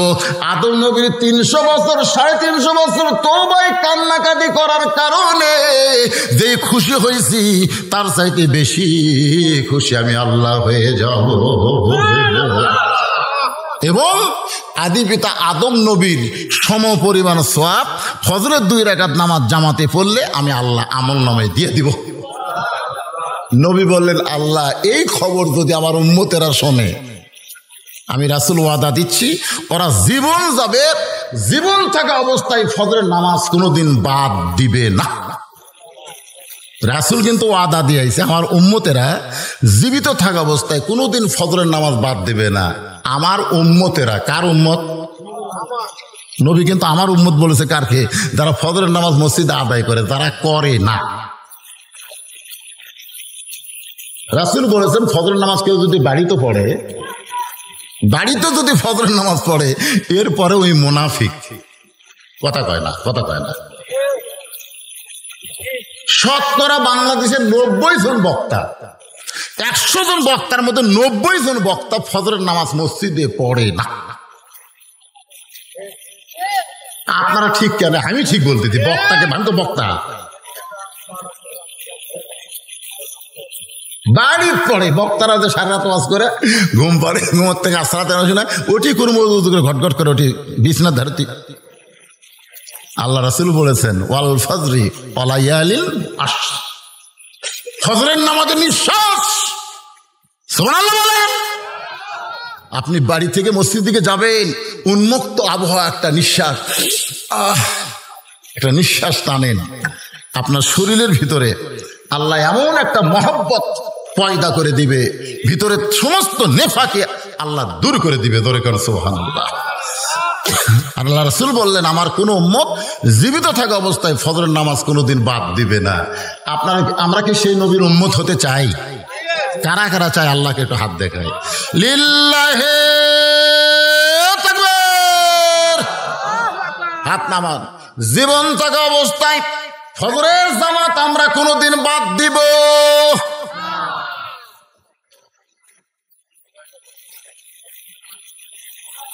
মসজিদ কমিটির ভাইজান কোথায়?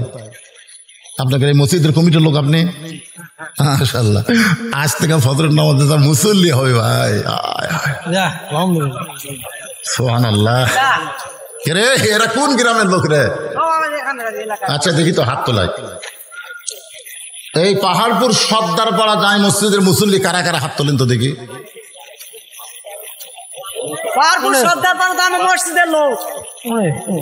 আছে এই সাইডে অনেকগুলো আছে। আচ্ছা হাত নামান। আপনারা বেড়ে থেকে কারা আছেন তারা একটু হাত তোলেন তো দেখি। মাশাআল্লাহ, হাত বেড়ার লোকেরই বেশি।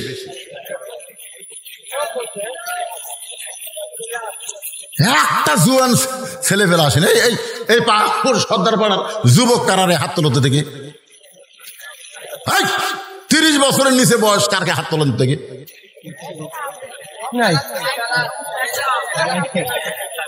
হাত নামান। ওই ধারে কয়টা বলছে? মাশাআল্লাহ, সুবহানাল্লাহ। আইরে নামাজ হচ্ছে সরকারি চাকরির মতন, জানেন? সরকারি চাকরি যদি জুয়ান বয়সে কেউ না করে, বুড়া বয়সে কিন্তু পেনশন পাবি না। যৌবন কালে নামাজ যদি না ধরে, বুড়া বয়সে নামাজ ধরলে ওরা একটা নামাজও আল্লাহ কবুল করবি না। কেন করবে না? কারণ এটা 7 বছর থেকে তালিম দেওয়া লাগবে, 10 বছর থেকে জোর করে ধরান লাগবে, মাইরিয়া পিটা ধরান লাগবে এই নামাজ। যুবকগুলো সব বাইরে ঘুরতেছে। পাহাড়ের সর্দার পাড়ার যুবকদেরকে অনুরোধ করি, বাজান ফজরের নামাজের ওয়াজ শেষ, এখন জোহরের নামাজ, আসরের নামাজ, মাগরিবের নামাজ, এশার নামাজের ওয়াজ সামনে আছে। আছে না নাই? ধরে কোন আছে না নাই? আমি তাদেরকে বলি, বাজান একটু আসো, আসো শোনো। আল্লাহ নবী বললেন, আল্লাহ ফজরের 2 রাকাত নামাজ জামাতে আদায় করলে আদম নবীর সম পরিমাণ সওয়াব যদি আপনি দেন, তাহলে জোহরের 4 রাকাত ফরজ আদায় করলে আপনি কতটুকু খুশি হবেন আমি নবী জানতে চাই।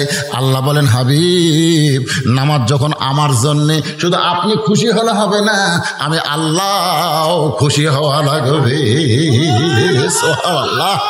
আল্লাহ কিন্তু নামাজ নিজের জন্য করে নিছে। আমরা নামাজ পড়ি আর কার জন্যে? আল্লাহর জন্য। আমরা কামাই করি কার জন্যে? কামাই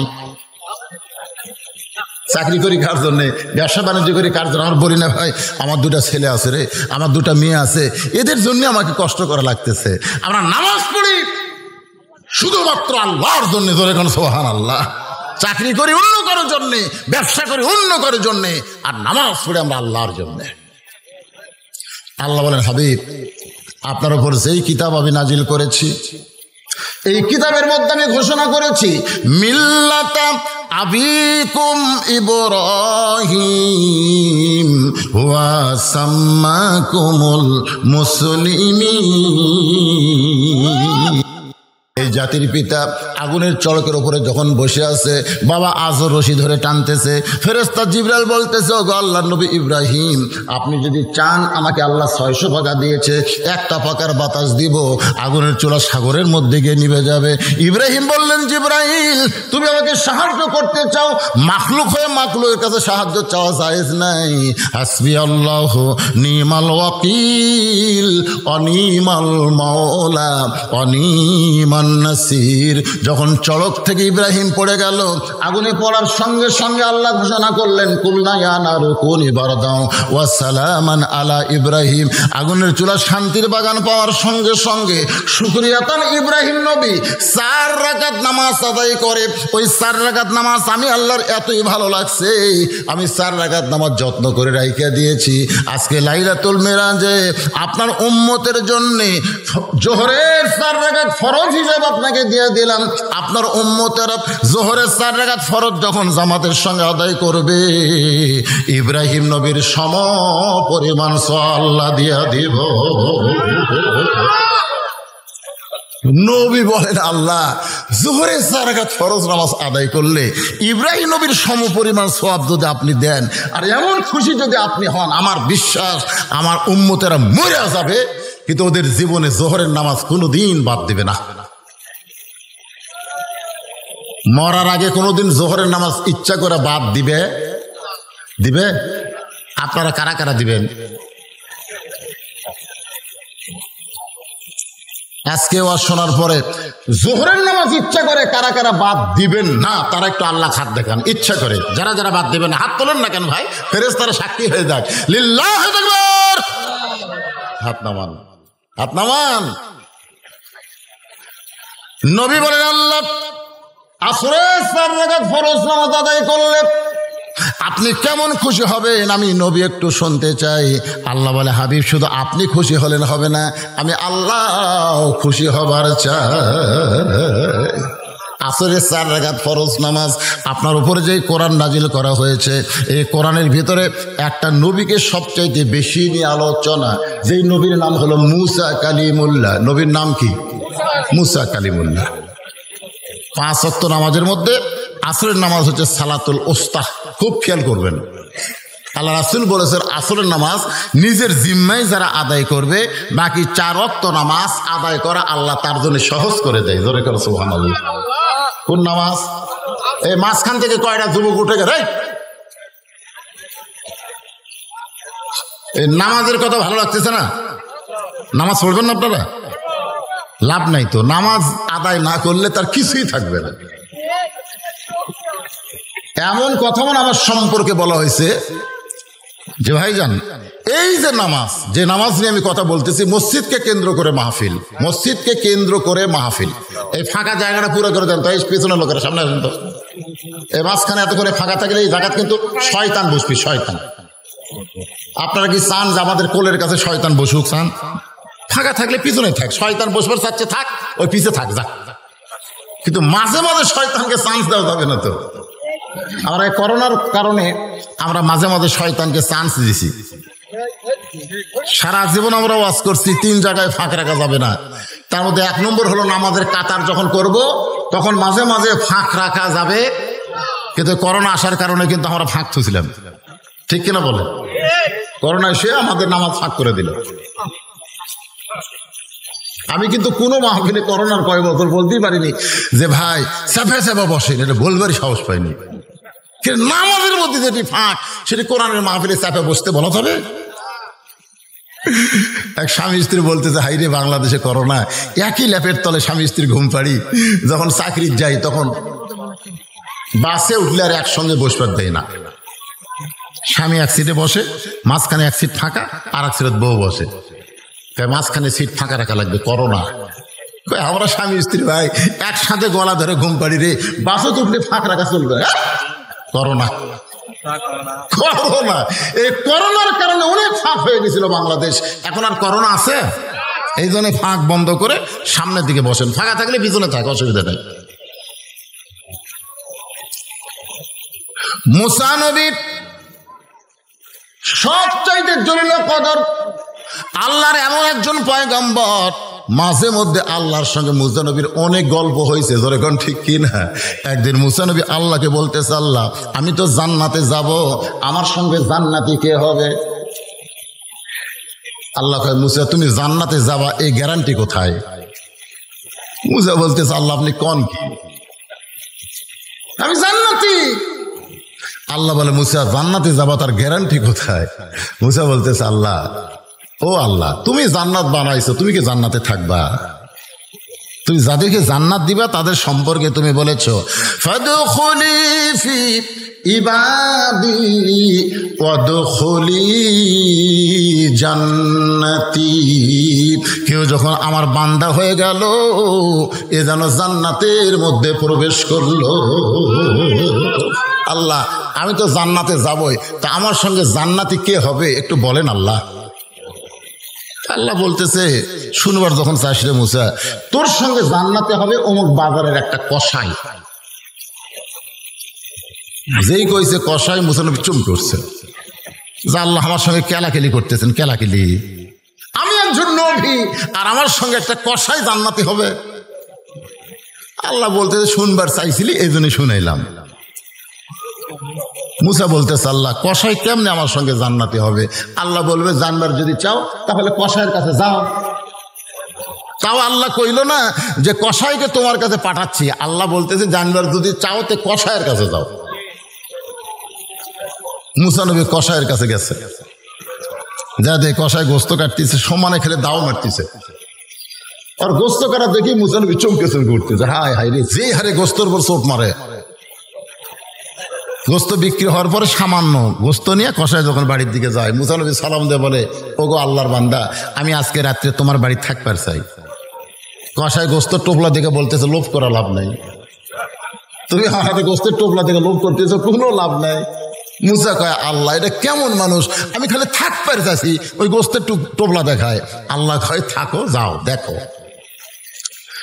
মুসা নবী দেখার জন্য কসাইয়ের বাড়ির বৈঠকখানায় গোস্তের টোপলা নিয়ে কসাই বাড়ির মধ্যে ঢুকে ওই গোস্তটা ভুনা করে কসাই ঘরের মধ্যে ঢুকে একটা ঝুড়ি বের করে, ওই ঝুড়ির মধ্যে একটা বুড়ি মানুষ পেশাব পায়খানা করে সবকিছু নাপাক করেছে। কসাই নিজের হাতে পেশাব পায়খানা পরিষ্কার করে গোসল করায় বুড়ি মানুষটার মুখে, কবিতর যেমন তার বাচ্চাকে খাওয়ায়, কসাই গোস্তগুলো চাবায় চাবায় ওই মায়ের মুখে যখন দেয়, ওই বুড়ি মা দুইটা হাত তুলে কান্দের, বলে, আল্লাহ আমার কসাই সন্তানকে এই জামানার পয়গাম্বর মুসা নবীর সঙ্গে জান্নাত দিও। কসাই চিল্লায় বলে, মা এমন দোয়া আল্লাহ কোনোদিন কবুল করবে না, একটা কসাই কোনোদিন মুসা নবীর সঙ্গে জান্নাতে হবে। মা বলতেছে, আমি দোয়া করার করলাম, কবুল করার মালিক হচ্ছে আল্লাহ, আমি হলাম দোয়া করার, আর কবুল করার মালিক কে? কসাই বলতেছে, মা এই দোয়া আল্লাহ কোনোদিন তোমার কবুল করবে না।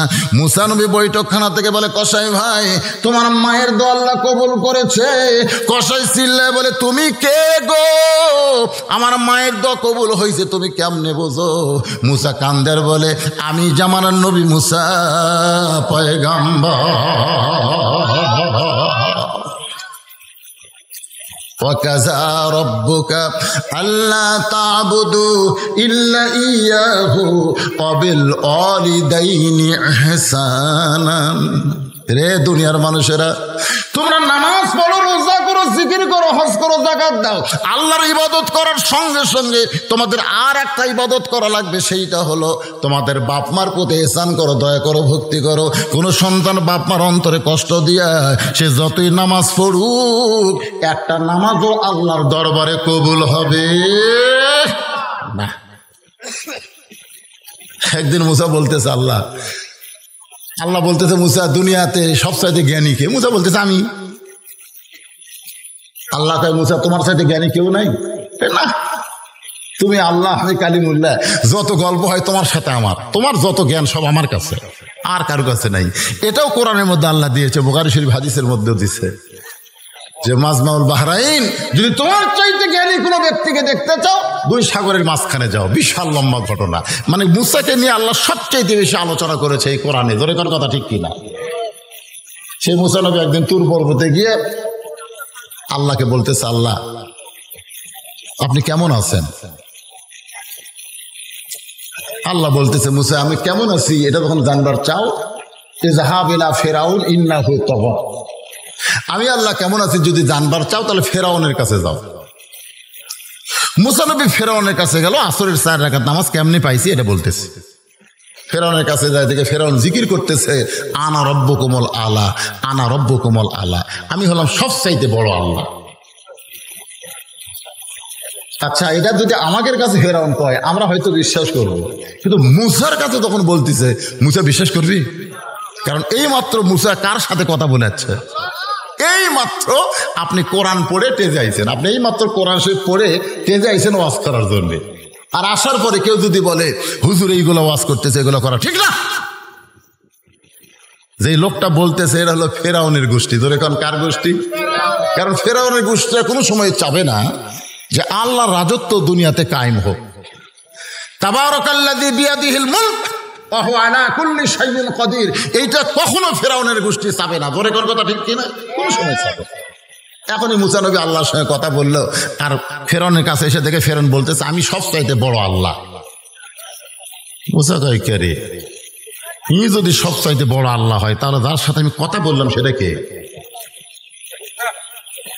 মুসা নবী এরকম হাত চুলকাচ্ছে, হাত। কারণ মুসা নবী তো বুঝতেইছেন ভাই, যাই চট দিয়ে আজরাইলের চোখের মুনি উল্টে দেয়, চট দিয়ে। এটা কি জাতা নবী মনে করছেন? আজরাইল খালি সালাম দেয়নি, বলছে ওগো মুসা নবী যান কবজ কর্ম। আজরাইল মুসা কয় আয়, যান যখন কবজ করবি তাহলে আয়। মুসা যখন আজরাইল যখন পায়ের ধাপ ফালাচ্ছে, তখন মুসা বলতেছে আল্লাহ, আজরাইল কিন্তু আমার যান কবজ করবার আসতেছে। আল্লাহ কয় কি করবে? একটা চড় মারবো, একটা চড় মারবো। আল্লাহ কয় তোমার হাত দেখো আর আজরাইলের দিকে তাকাও। কোথায় আজরাইল? তুমি কোথায়? 3.5 হাত। তোমার চড় আজরাইলে কোন জায়গাত মারবে? কয় চোখত মারবো, মুখত মারবো। আল্লাহ কয় মুসা কেমনে মারবো? মুসা বলতেছে বিসমিল্লাহ বলে মারবো। যদি লাগে তাহলে তোমার পাওয়ার, না লাগলে বুঝবো তোমার পাওয়ার নাই, কারণ আমি মুসার হাত আর বিসমিল্লাহ। আল্লাহ কয় মুসা রে তুই খুব চালাক রে। তো যে আজরাইল কাছে আইছে বিসমিল্লাহ কয়ে মারছে সব, আল্লাহর কুদরতে হাত মুসার হাতের সাথে জোড়া লাগে। সুবহানাল্লাহ কন। আজরাইলের কান সারাত না লাগায় লাগিয়েছে চোখের উপর। মানে 2 হাত একত্র হলে আর কি হয়? মুসার রাগ, আল্লাহর শক্তি। ধরে ঘর সুবহানাল্লাহ। মুসার কি রাগ আর আল্লাহ কি মারিয়া দিছে, একের বাম চোখের মনি উল্টে গেছে। সেই মুসা হাত চুলকায়, এরকম হাত চুলকায়। ফেরাউন মারবি তো। এখন আল্লাহর সাথে কথা বলে আসে, এই বেটা কয় আনা রব্বুকুমুল আলা, আমি সবচাইতে বড় আল্লাহ। আল্লাহ বলেন উদু ইলা সাবিলি রাব্বিকা বিল হিকমা মাউইজাতিল লিল হাসানা। মুসা রে, ফেরাউনের সঙ্গে যুদ্ধ করার জন্য তোরে পাঠাই নাই, বরং হিকমতের সাথে সুন্দর ভাষায় আমি আল্লাহর কলেমার দাওয়াত দে। সুবহানাল্লাহ। সঙ্গে সঙ্গে মুসা নবী বলতেছেন লা ইলাহা ইল্লাল্লাহু মুসা কালিমুল্লাহ। ভাইজান, এই কলেমা পড়লে কি আমাদের গুনাহ হবে? আমরা কি হিংসুক?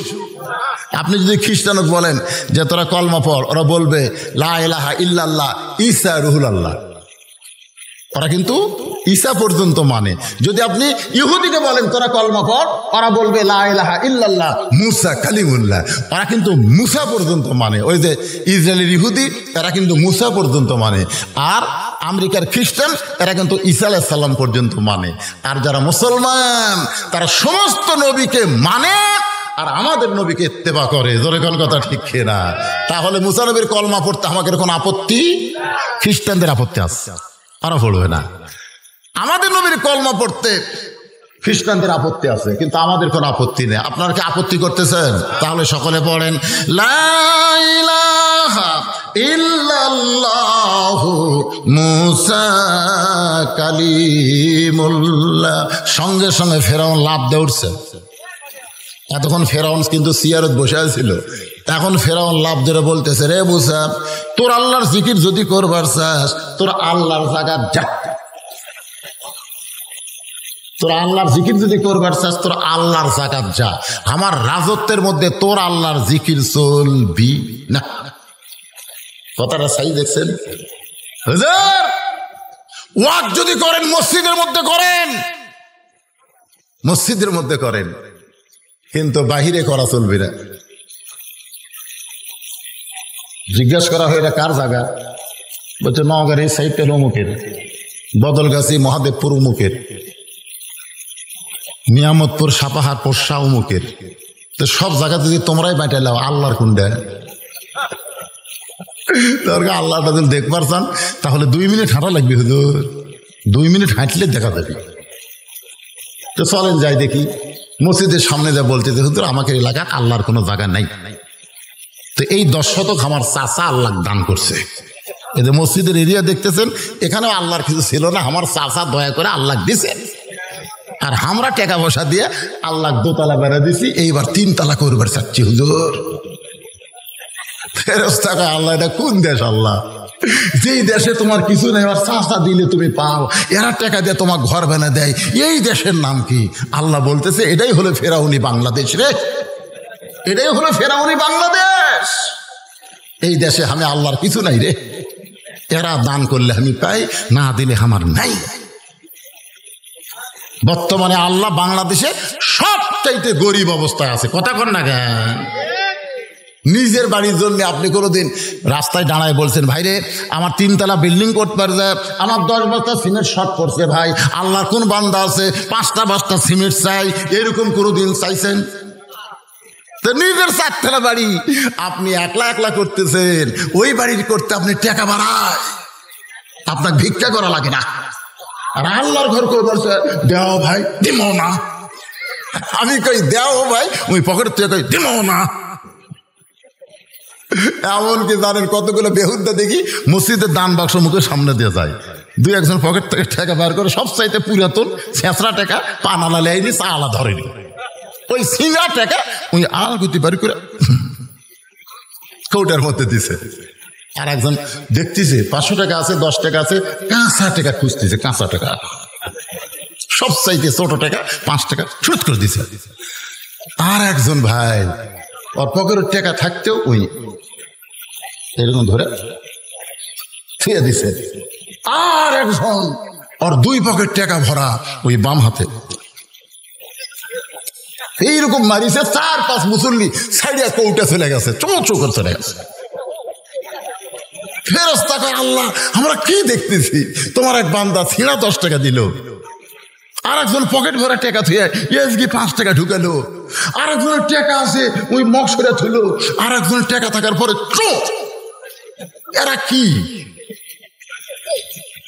যদি ফুলগুলো হয় অভিমানে ঝরে যায়, আমি মালা গেথে বলো কারে পরাবো, সে যে কেন এলো না, কিছু ভালো লাগে না, কবরে আসুক তরে হিয়ানি।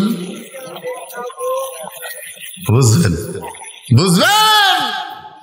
আজকে বুঝতেছেন না আল্লাহর বান্দারা? একটু মনোযোগ দিয়ে শোনেন। আসরের 4 রাকাত ফরজ নামাজ কেমনে পাইলাম? মুসা নবীকে ফেরাউন বলতেছে তোর আল্লাহর জিকির যদি করবার চাস তোর আল্লাহর জায়গায় যা, আমার রাজত্বের মধ্যে তোর আল্লাহর জিকির চলবে না। মুসা বলতেছে আল্লাহ কি করব?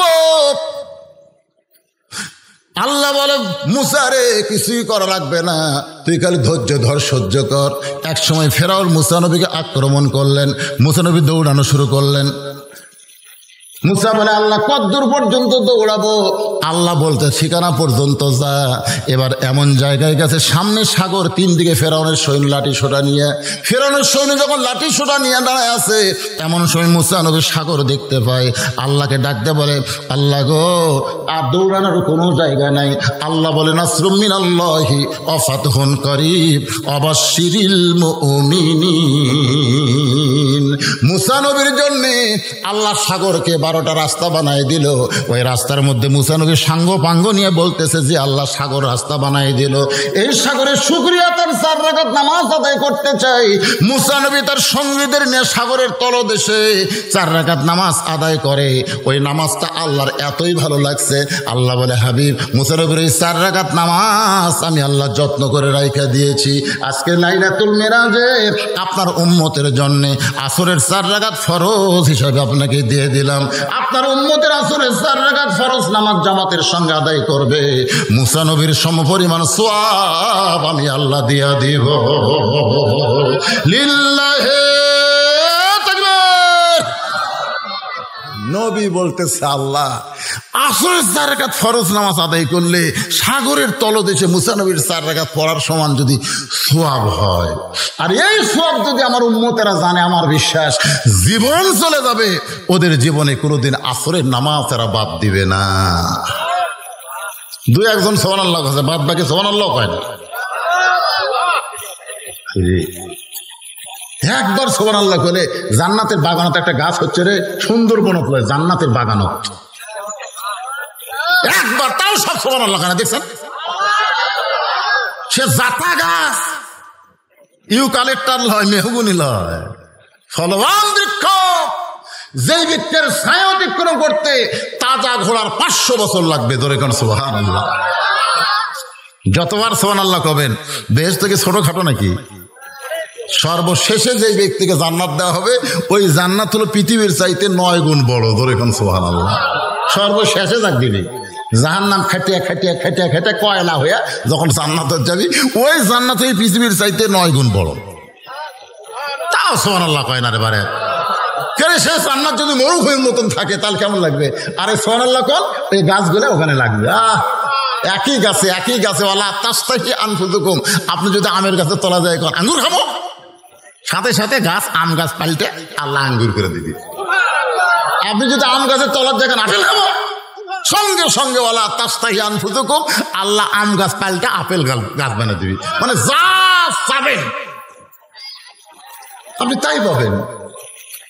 বিশাল জান্নাত, মরুভূমির মধ্যে ফাঁকা না থেকে গাছপালা জন্ম হোক, এটাকে আমরা চাই না?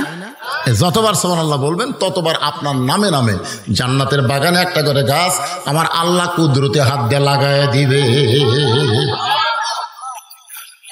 নবী বলেন আল্লাহ মাগরিবের 3 রাকাত ফরজ নামাজ পড়লে আমার উম্মতের জন্য কেমন খুশি হবেন। আল্লাহ বলে ওগো নবী, শুধু আপনি খুশি না, আমি আমার বান্দার প্রতি খুশি হব যদি মাগরিবে 3 রাকাত ফরজ জামাতের সঙ্গে আদায় করে। মাগরিবের 3 রাকাত ফরজ নামাজ কেমনে পাইলাম এটা বলতে গিয়ে যদি 10-15 মিনিট লাগে, আপনার কি বিরক্ত হচ্ছেন?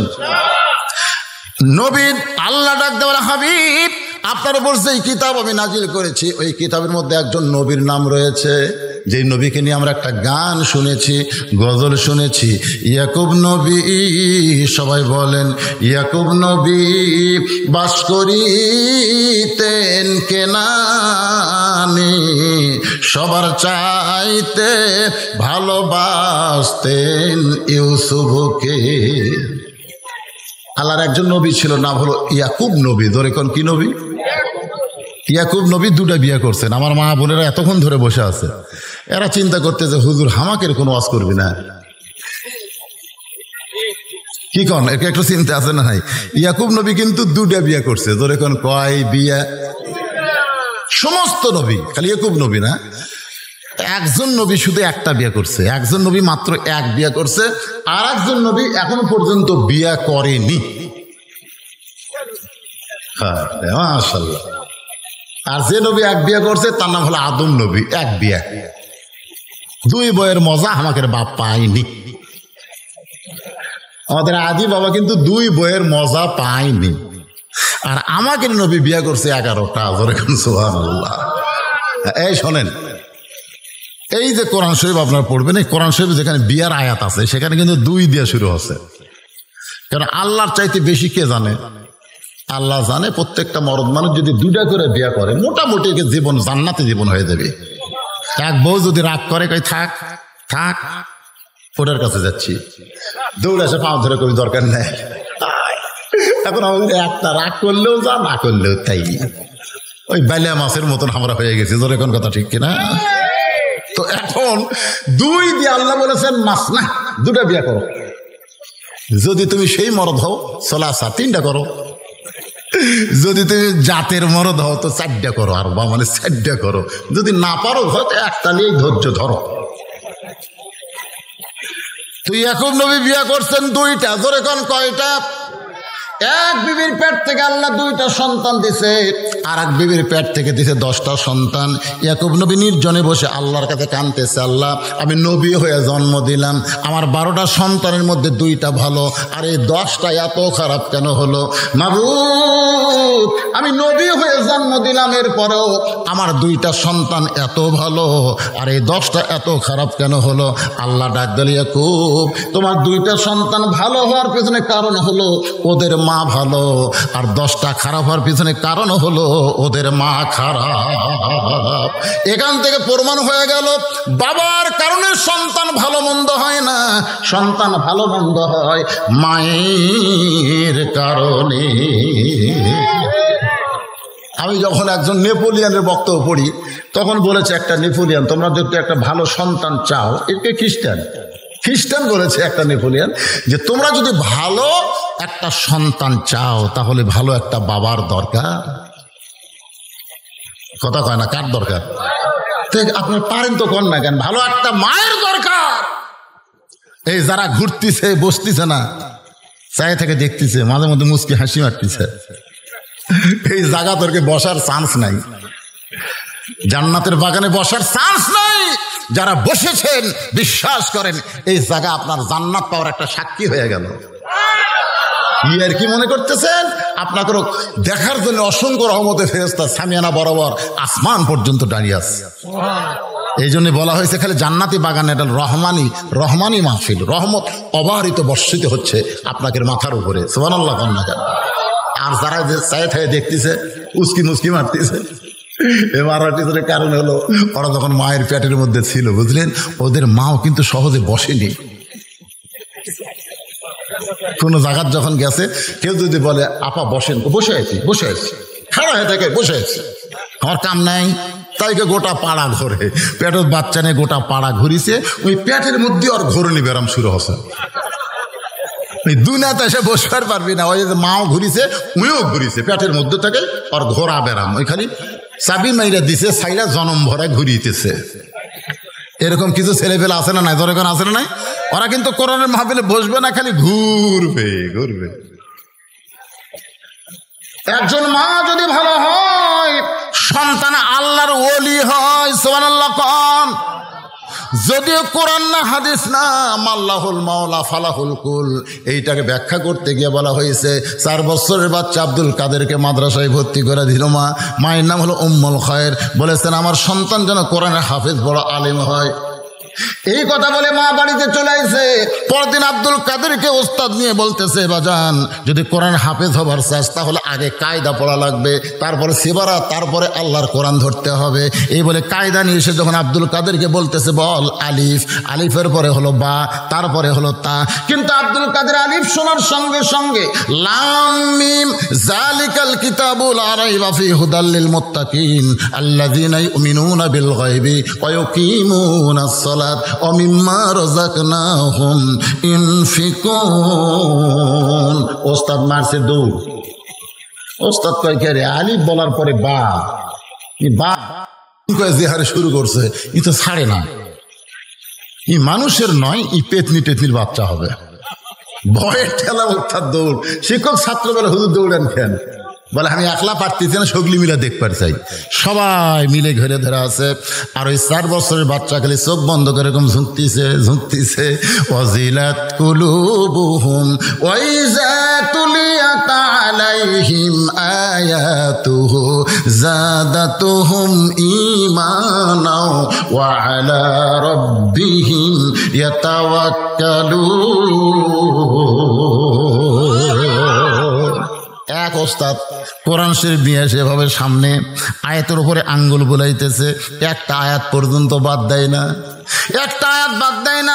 যেই মাত্র 18 পারা কোরআন তেলাওয়াত, সঙ্গে সঙ্গে আব্দুল কাদের অটোমেটিক ব্রেক। সমস্ত ছাত্র শিক্ষক বলে ব্রেক হলো কেমনে, আর কেন পারতেছে না? বড় হুজুর বলতেছে যদি জানবার চাও তাহলে আব্দুল কাদের মায়ের কাছে যাও, মায়ের কাছে যাও। আব্দুল কাদেরকে কান্দে করে পরদিন মায়ের দরজায় মা জানলা দিয়ে তাকায় বলতেছে হুজুর আমার আব্দুল কাদেরকে কোরআনের হাফেজ করার জন্য ভর্তি করে দিলাম, কি এমন বেয়াদবি করলো, আজকে কেন ফেরত আনছেন? ওস্তাদ বলতেছে মা আব্দুল কাদের একটাই মাত্র বেয়াদবি, আলিফ বলার পরে বা বলে না, লাম মিম কয়ে 18 পারা কোরআন আমাদের শোনাইলো, এত বড় বেয়াদবি কেমনে করলো মা, তোমার কাছে জানতে চাই। মা কান্দের বলে আল্লাহর শপথ করে বলতেছে আমি এটা কিছুই জানি না, আমি কিছুই জানি না। ওস্তাদ বলে গোপন করুন, আসল কথা কও। বলে আসল কথা হলো আমি 18 পারা কোরআনের হাফেজা। আব্দুল কাদের যখন আমার পেটে আসলো, মায়েদের পেটে যখন সন্তান আসে মায়েদের মাসিক ব্যারাম আল্লাহ বন্ধ করে দেয়, কারণ মায়ের ইবাদতের যেন কোনো কমতি না হয়। আব্দুল কাদের পেটে থাকা অবস্থায় আমি সব সময় আল্লাহর কোরআন পড়েছি, আমি নামাজ পড়েছি, রোজা করেছি, আব্দুল কাদেরকে পেটে নিয়েই নামাজ পড়েছি, আব্দুল কাদেরকে পেটে নিয়েই আমি 30টা রোজা করেছি। আমার আব্দুল কাদের যখন দুনিয়াতে ভূমিষ্ঠ হলো, যখন আব্দুল কাদের কাঁদতো, আমি বাবা তো কইয়া ওরে কান্না থামাইনি, আমি আল্লাহর কোরআন পড়েছি। পড়তে পড়তে আব্দুল কাদের কান্না থামাইতো। আব্দুল কাদের যখন স্তনের দুগ্ধ পান করতো, আমি মা আল্লাহর কোরআন পড়তাম, ও স্তনের দুগ্ধ পান করতো। আমার আব্দুল কাদের যখন রাত্রেবেলা বিছনায় ঘুমাইতো, আমি 1 পারা কোরআন না শোনাইলে আমার আব্দুল কাদেরকে কোনোদিন ঘুমাইতে দেখিনি। আমার মনে হয় এই 4 বছর বয়সে আব্দুল কাদেরের সামনে আমি 18 পারা কোরআন বহুবার তেলাওয়াত করেছি। আমার মুখের তেলাওয়াত শুনতে শুনতে শুনতে শুনতে আমার আব্দুল কাদের যে মুখস্থ করেছে হুজুর, আমি মা হইয়াও বুঝতে পারি নাই। ওস্তাদরা কান্দের বলে মা যদি ভালো হয় সন্তান আল্লাহর ওলি হয়ে যায়, মা যদি ভালো হয়। আল্লাহ কয় ইয়াকুব তোমার 2টা বউ, বুনিয়ামিন ইউসুফ যার পেট থেকে হয়েছে মা ভালো, আর এই বাকি 10টা এই শালারা খারাপ হওয়ার ভিতরে কারণ হলো এরকে মাও খারাপ। আজকে যারা আপনার বিয়ে শাদী করছেন ভাইরে, এখন তার পাল্টানোর কোনো সুযোগ নাই। আমার ভাই বলতেছে বেচাও যাচ্ছে না, পাল্টানোর সুযোগ নাই। আছে রে আছে, আপনি বউ পাল্টাবার বলতেছে না, ওর চরিত্র পাল্টানোর ওষুধ আল্লাহর কোরআনে আছে না নাই? দরকার আছে না নাই? আছে আছে। আমার মায়েরা যারা পর্দার অন্তরে আছেন একটু শোনেন, আল্লাহ আপনাদের জন্য ঘোষণা করলেন অকরনা ফি বুয়ুতিকুন্না ওয়ালা তাবাররাজনা তাবাররুজাল জাহিলিয়াতিল উলা। কতগুলো মেয়ে মানুষ বুঝলেন, আমার মায়েদের জন্যই এই সূরা, এটা মাগরিবের নামাজের ওয়াজ করতেছে, একটু খেয়াল করেন তো। কতগুলো মেয়েরা এসে ফাতেমার সঙ্গে দেখা করবেন। কার সঙ্গে? ফাতেমার সাথে দেখা করবেন। মেয়েরা, মেয়ে মানুষ ফাতেমার সঙ্গে দেখা করবেন। তো ফাতেমার ঘরের দরজা বন্ধ। মেয়েরা চিন্তা করে ফাতেমার ঘরের দরজা খুলবার গেলে তো ফাতেমার অনুমতি লাগবে। তো অনুমতি কেমনে পাওয়া যায়? দেখে ছোট্ট একটা বাচ্চা সামনে দৌড়াদৌড়ি করতেছে। তো মেয়েদের মধ্যে একজন সাহস করে বাচ্চাটাকে ডাক দিল, বাবু তোমার নাম কি? বলে আমার নাম হলো হোসাইন ইবনে আলী। আমার নাম হলো হোসাইন ইবনে আলী, আমি আলীর ছেলে হোসাইন। তো মেয়েরা বুঝতে পারলো এটাই তো ফাতেমার সন্তান। তো কাছে নিয়ে গালে মুখে চুমু দিয়ে বলতেছে, বাবু আমরা একটু তোমার মায়ের সঙ্গে দেখা করবো, মায়ের সাথে। তুমি একটু তোমার মায়ের কাছে যাই, একটু অনুমতি নিয়ে আসো তো। যেই কইছে মায়ের সঙ্গে দেখা করো, মায়ের অনুমতি নিয়ে আসো, সঙ্গে সঙ্গে হোসেন বলতেছে কোনো সমস্যা নেই, যাচ্ছি। মানে ভালো মায়ের ভালো সন্তান। আমাকে গুলাল লাল তেড়া হয়ে যাবি, তেড়া হবে। এখন ওই হোসেন রাদিয়াল্লাহু ছোট্ট মানুষ, 4 বছরের বয়স, দৌড় মারতেছে ঘরের দিকে। যেই দৌড় মারতেছে ঢুকে দেখে তার বাবা হয়তো আলী আল্লাহর কোরআন শরীফ পড়তেছে। হোসেনের দৌড়ে ঘরের মধ্যে ঢোকার এই সাইজ দেখি তিনি কোরআন শরীফ পড়া বাদ দিয়ে বলেন, হোসেন বাহিরে খেলাধুলা করতে করতে ঘরের মধ্যে দৌড়াইছো কেন? হোসেন বলতেছে, আব্বু কতগুলো মেয়ে মানুষ একটু মার সঙ্গে দেখা করবে, আমি মায়ের কাছে অনুমতি নেওয়ার জন্য যাচ্ছি। আলী বললেন, ওই মেয়েদের জন্য তুমি তোমার মায়ের কাছে অনুমতি নিবার গেলে হবে না, তুমি তোমার মায়ের ঘরে ঢুকবে তারও অনুমতি লাগবে। সুবহানাল্লাহ খান। হোসেনের বয়স কয় বছর? 4 বছরের বাচ্চাকে বাবা শিক্ষা দিচ্ছে যে যখন তখন তুমি তোমার মায়ের ঘরে ঢুকতে পারবা না। তুমি এখন 4 বছর বয়স হয়েছে, এখন তোমার মায়ের ঘরে ঢুকতে গেলে তোমাকে বলা লাগবে, মা আমি হোসেন একটু ঘরে ঢুকবার চাই। মা যদি বলে ঢুকো তাহলে ঢুকতে পারবা, যদি বলে 2 মিনিট দেরি করো তাহলে 2 মিনিট দেরি করা লাগবে, যদি বলে এখন ঘরের দরজা খোলা যাবে না পরে আয়। কারণ 4 বছরের বাচ্চা তোমার মায়ের সব কিছু তুই বুঝতে পারবে না, যেরকম পারবে না। 4 বছরের বাচ্চা আছে, তার 4 বছরের বাচ্চা মায়ের ঘরে ঢুকতে গেলে মায়ের অনুমতি লাগবে। মেয়ে যখন বড় হবে, বাবা যদি মেয়ের ঘরে ঢুকতে চায়, বাবা ইচ্ছা মতো ঢুকতে পারবে না, মেয়ের অনুমতি লাগবে। সুবহানাল্লাহ খান। আমি বাবা হয়েছি বলে আমি সবসময় আমার মেয়ের ঘরে ঢুকতে পারবো না। মেয়ে যখন ছোট ছিল 2 বছর 2.5 বছর, তখন মেয়েকে আপনি কোলে নিয়ে বুকের সঙ্গে চাইপা ধরেছেন, আপনি গালে মুখে গলায় চুমু খাইছেন। কিন্তু মেয়েটা যখন 7 বছর হয়ে গেল, আপনি বাবা ইচ্ছা করলে আর মুখে চুমা খাবার পারবেন না, আপনি কপালে খাবেন, হাতে খাবেন, আপনি থুতুনিতে খাবেন। কিন্তু মেয়েটা যখন 15 বছর হয়ে গেল, তখন আর আপনি থুতুনিতে চুমু খাইতে পারবেন না, আপনি কপালে চুমু খাবেন, হাতে চুমু খাবেন। মেয়েটা যখন বিয়া হয়ে গেল, তখন আপনি বাবা মেয়েকে যদি চুমা খেতে চান, তার ডান হাতখানা হাতের উপরে নিয়ে আপনি চুমা খাবেন। ইচ্ছা থাকলেও আর মুখে বুকে চুমা খাওয়া যাবে। জোরে কর যাবে, এটা ইসলামের নিয়ম ভাই। বরং তুমি থামো, একজন ব্যক্তি ঢুকবে তার অনুমতি লাগবে না। বাবা মেয়ের ঘরে ঢুকতে অনুমতি লাগবে, ছেলে মায়ের ঘরে ঢুকতে অনুমতি লাগবে, কিন্তু স্বামী বউয়ের ঘরে ঢুকতে কোনো অনুমতি, জোরে কন, কোনো অনুমতি লাগবে না। হোসেনকে থামায় দিয়ে হযরত আলী এখন ফাতেমার ঘরের মধ্যে ঢুকতেছে। মায়েরা বোনেরা যারা পর্দার অন্তর আছেন, একটু মনোযোগ দিয়ে শোনেন না, একটু মনোযোগ দিয়ে শোনেন। যেই মাত্র হযরত আলী ফাতেমার ঘরের মধ্যে ঢুকছে, দরজায় গিয়ে তাকায় দেখে ফাতেমা বাম হাতে, এই বাম হাতে জাঁতা ঘুরাইতেছে। ওই জাঁতার মধ্যে জব আছে, গম আছে, গমের আটা বানাইতেছে। এই বাম হাতে জাঁতা ঘুরাই, আর ডান হাতে আল্লাহর কোরআন তেলাওয়াত করে। বাম হাতে কি করতেছে? জাঁতা ঘুরাইতেছে, আর ডান হাতে কোরআনে কয়েকটা আয়াত নিয়ে আয়াত তেলাওয়াত করতেছে। সঙ্গে সঙ্গে হযরত আলী বলতেছে, আল্লাহ, গরিব হতে পারি, দরিদ্র হতে পারি, দুনিয়ার সম্পদের অভাবী হতে পারি, আল্লাহ গো আমার ভাঙ্গা ঘরে জান্নাতে নিয়ামত হাজির হয়েছে। আল্লাহ এরকম বউ যদি কেউ ঘরে পায়, সে ঘর থাকে না আল্লাহ, যেন দুনিয়ার জান্নাত হয়ে যায়। আচ্ছা, বউয়ের এরকম অবস্থায় দেখলে আপনি খুশি হবেন না যে বাম হাতে কাজ ঠিকই হচ্ছে, আবার ডান হাতে কোরআন তেলাওয়াত করতেছে। আর হামাকের ঘরের মধ্যে ঢুকে দেখেন হামাকের গুলো কি করতেছে, আর কথা কয় না, আর কথা কয় না।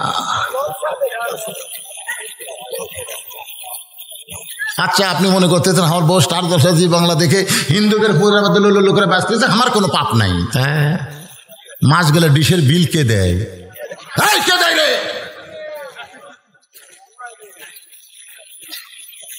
বাঁচার কোনো বুদ্ধি নাই ভাই রে। এইরকম বউ যদি ঘরত থাকে, বাঁচার কোনো বুদ্ধি নাই রে। আমার মায়ের বোনের একটু মনোযোগ দিয়ে শোনেন।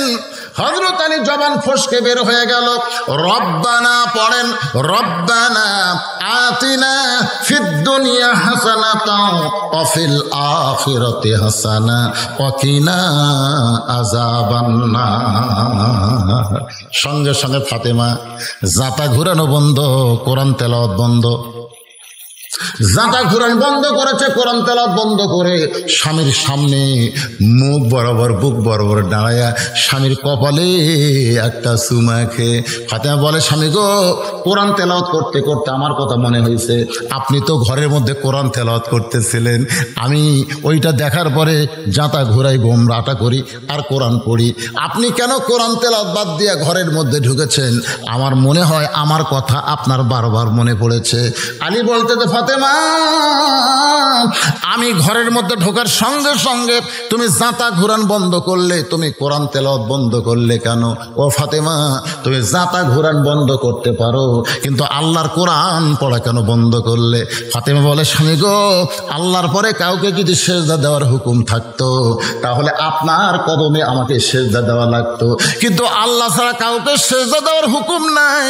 এই কথার দ্বারা আমার বাবা বুঝাইলেন, মেয়ে মানুষের কাছে সবচাইতে দামি আল্লাহর পরেই হলো তার স্বামী। আপনি যখন আমার ঘরের মধ্যে কিসের জাঁতা ঘুরেন, কিসের তেলাওয়াত?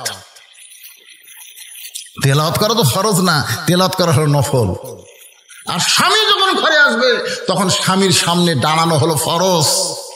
সুবহানাল্লাহ কর না কেন? সুবহানাল্লাহ কর না কেন? আমি মা বোনদের জন্য নসিহতমূলক বলতেছি, স্বামীর হুকুম ছাড়া কোনো নফল ইবাদত করা যাবে না।